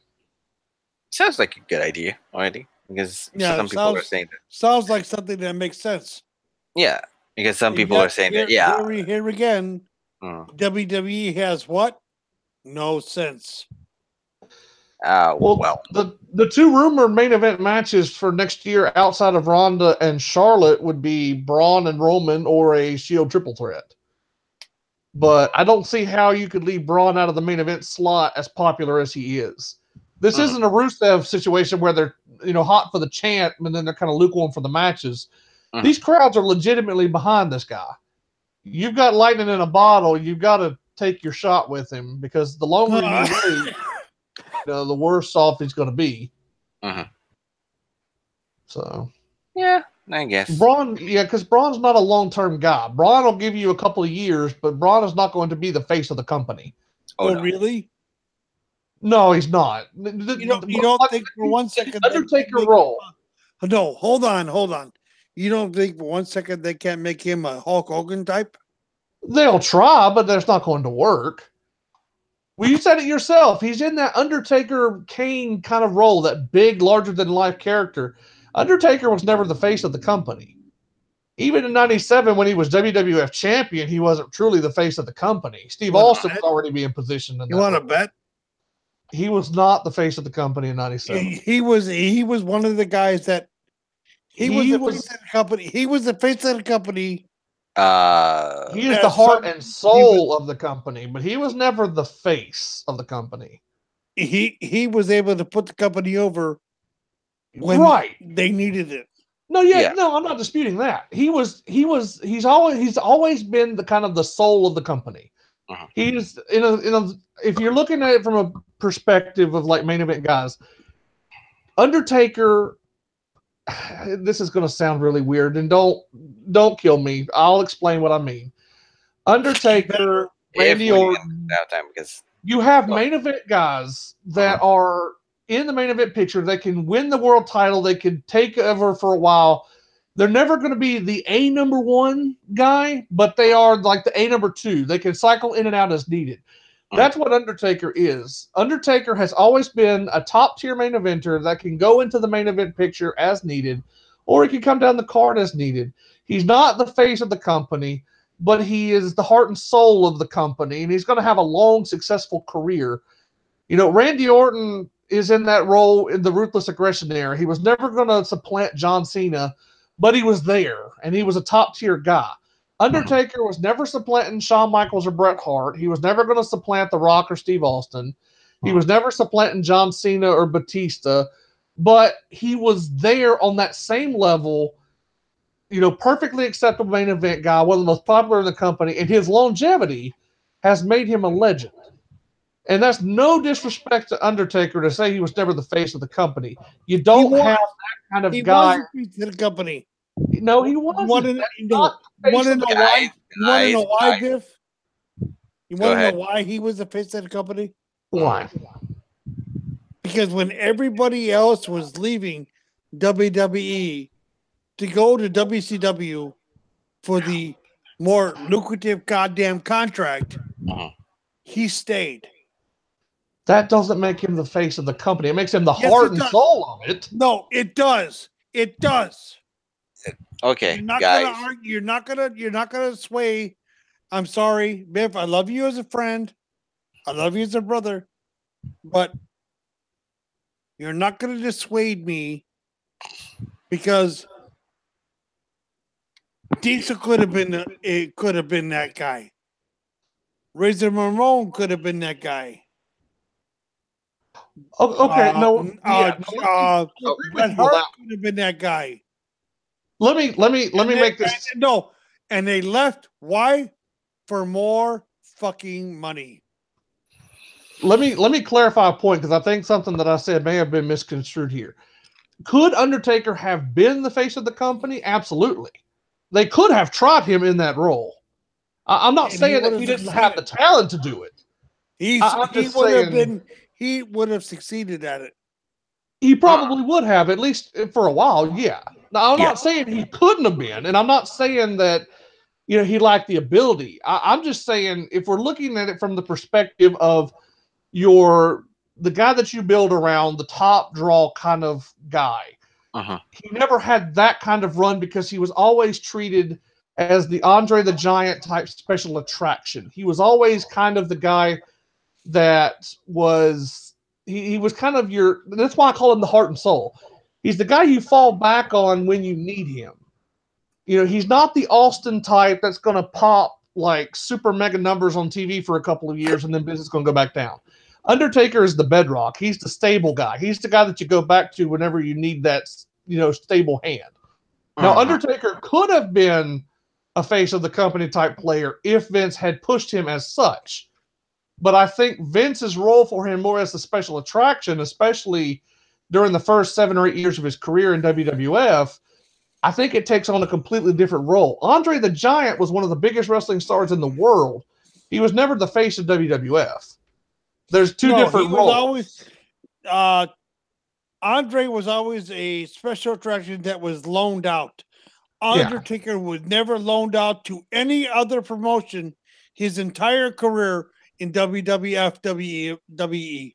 Only to Smoky Mountain rarely, but I'm not saying it was. Yeah, they went to Smoky Mountain, but who did they find?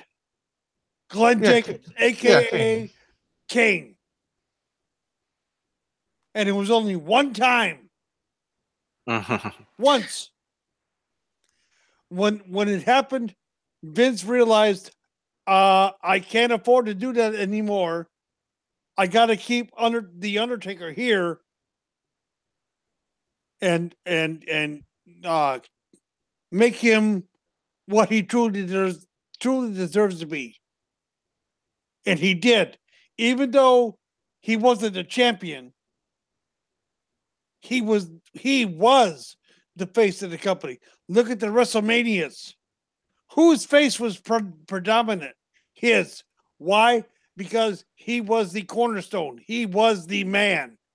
Whether he held a title or not, Undertaker was the man. You cannot dispute this fact. Well, I think yes, I can, because we have a difference of opinion of what the face of the company is. What you're describing as face of the company is what I describe as foundation. The company does not have to be the fucking champion.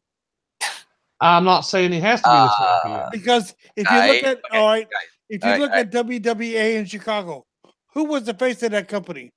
The Crusher. Okay. Taker, I'm sorry to cut you off because we are really cutting out of time. And if I let you guys go a lot more, this is going to stretch more than just 3 hours. Yeah, it will. You're right. I'm sure we'll have a discussion off air. Of course you do. Oh, no, not today. Yours truly has a lunch date today. Oh, I'm going to make sure you miss it. No. I yield. I surrender. I surrender the debate. Biff has a chance to get lucky today. Biff ain't having an Undertaker debate after we get off. Right. I surrender. Biff, I love you as a friend. Don't get me wrong. Hey man, that was spirited debate. It was nothing but love. That's what we want. I mean, we don't need people just agree with each other all the time. It's good to have a debate.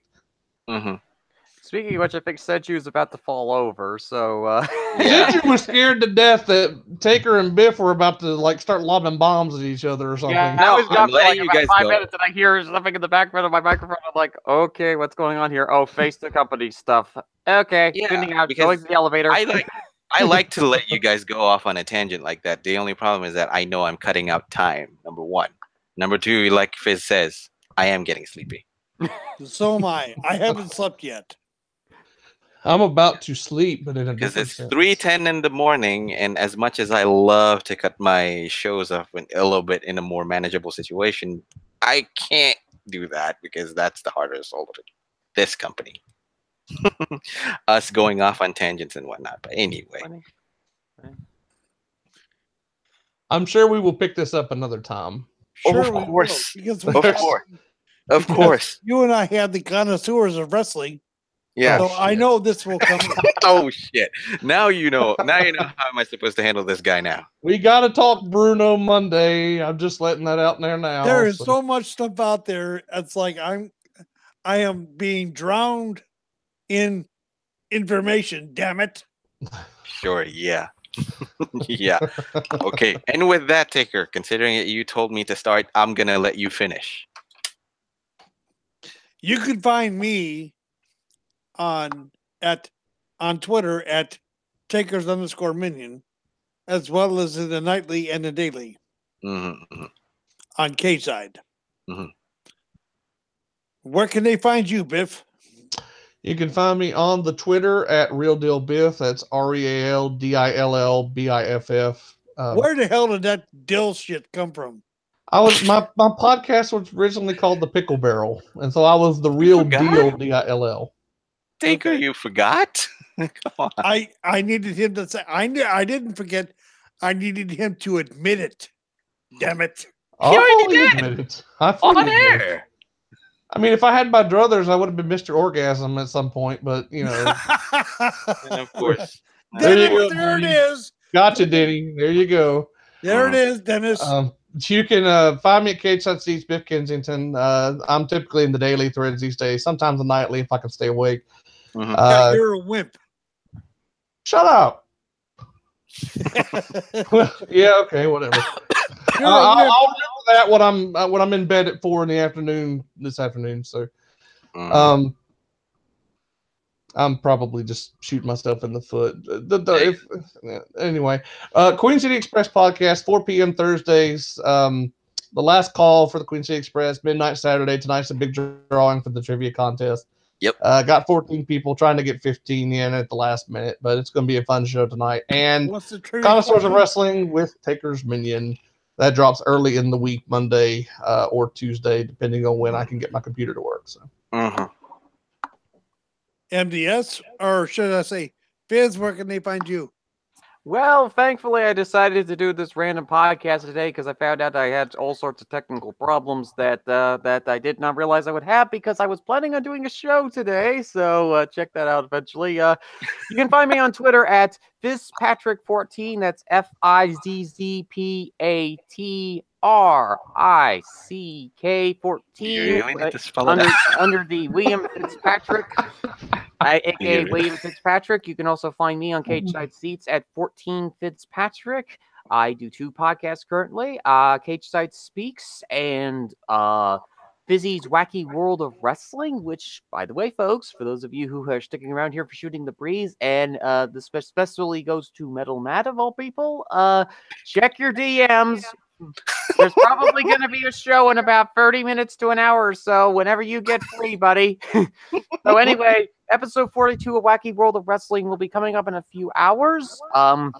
I'll be having most likely Metal Matt on board with me on that particular show, and we're going to be talking about a little bit about independent wrestling because I also saw a Royal Rumble event this past week on April 21st.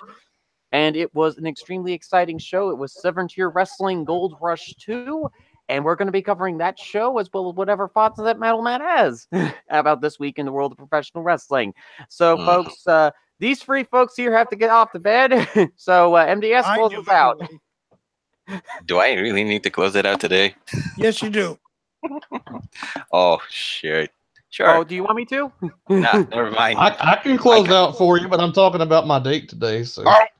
No. Guys who have dates will not have the chance to close shows. The Starship Enterprise is going to warp today, folks. It's happening.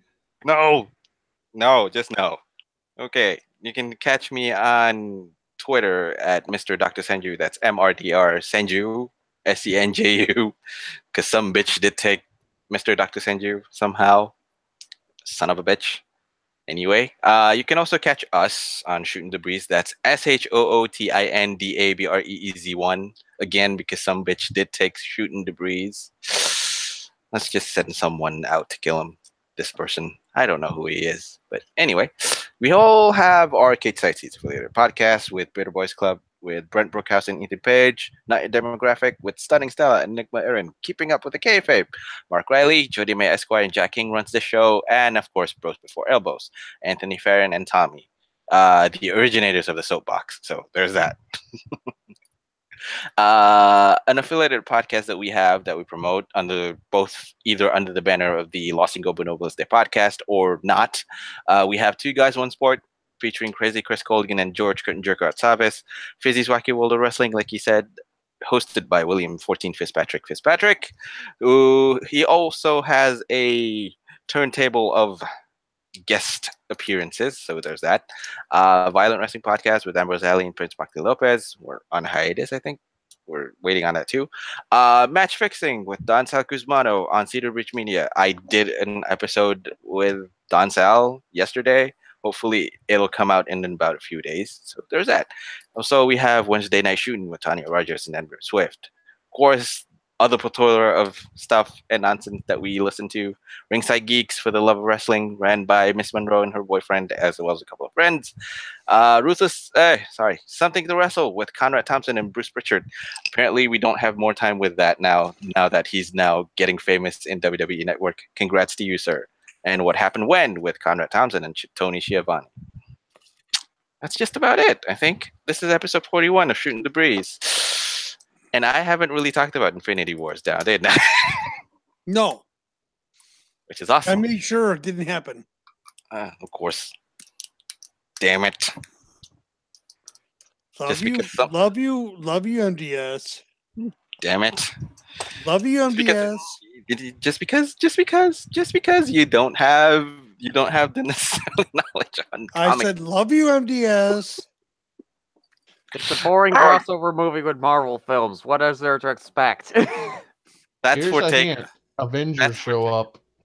I'm not a big fan of Avengers, so here's another. Something we agree on. Well, no one's perfect, so no one. Here's the other thing I can agree on. You're gonna cry. That's enough. Episode 41's in the books. That's I'm gonna Taker's be Minion. crying later. That's Taker's Minion, the one who's laying on the floor bleeding about 4 to 5 gunshot wounds already. Yep. I'm MDS with thanks on both William Fitzpatrick, Crazy Chris, as well as Biff. I'll see you guys next week. Yep, we'll see you next week. Bye, guys. Damn it, I'm still naked. Bye-bye. Nice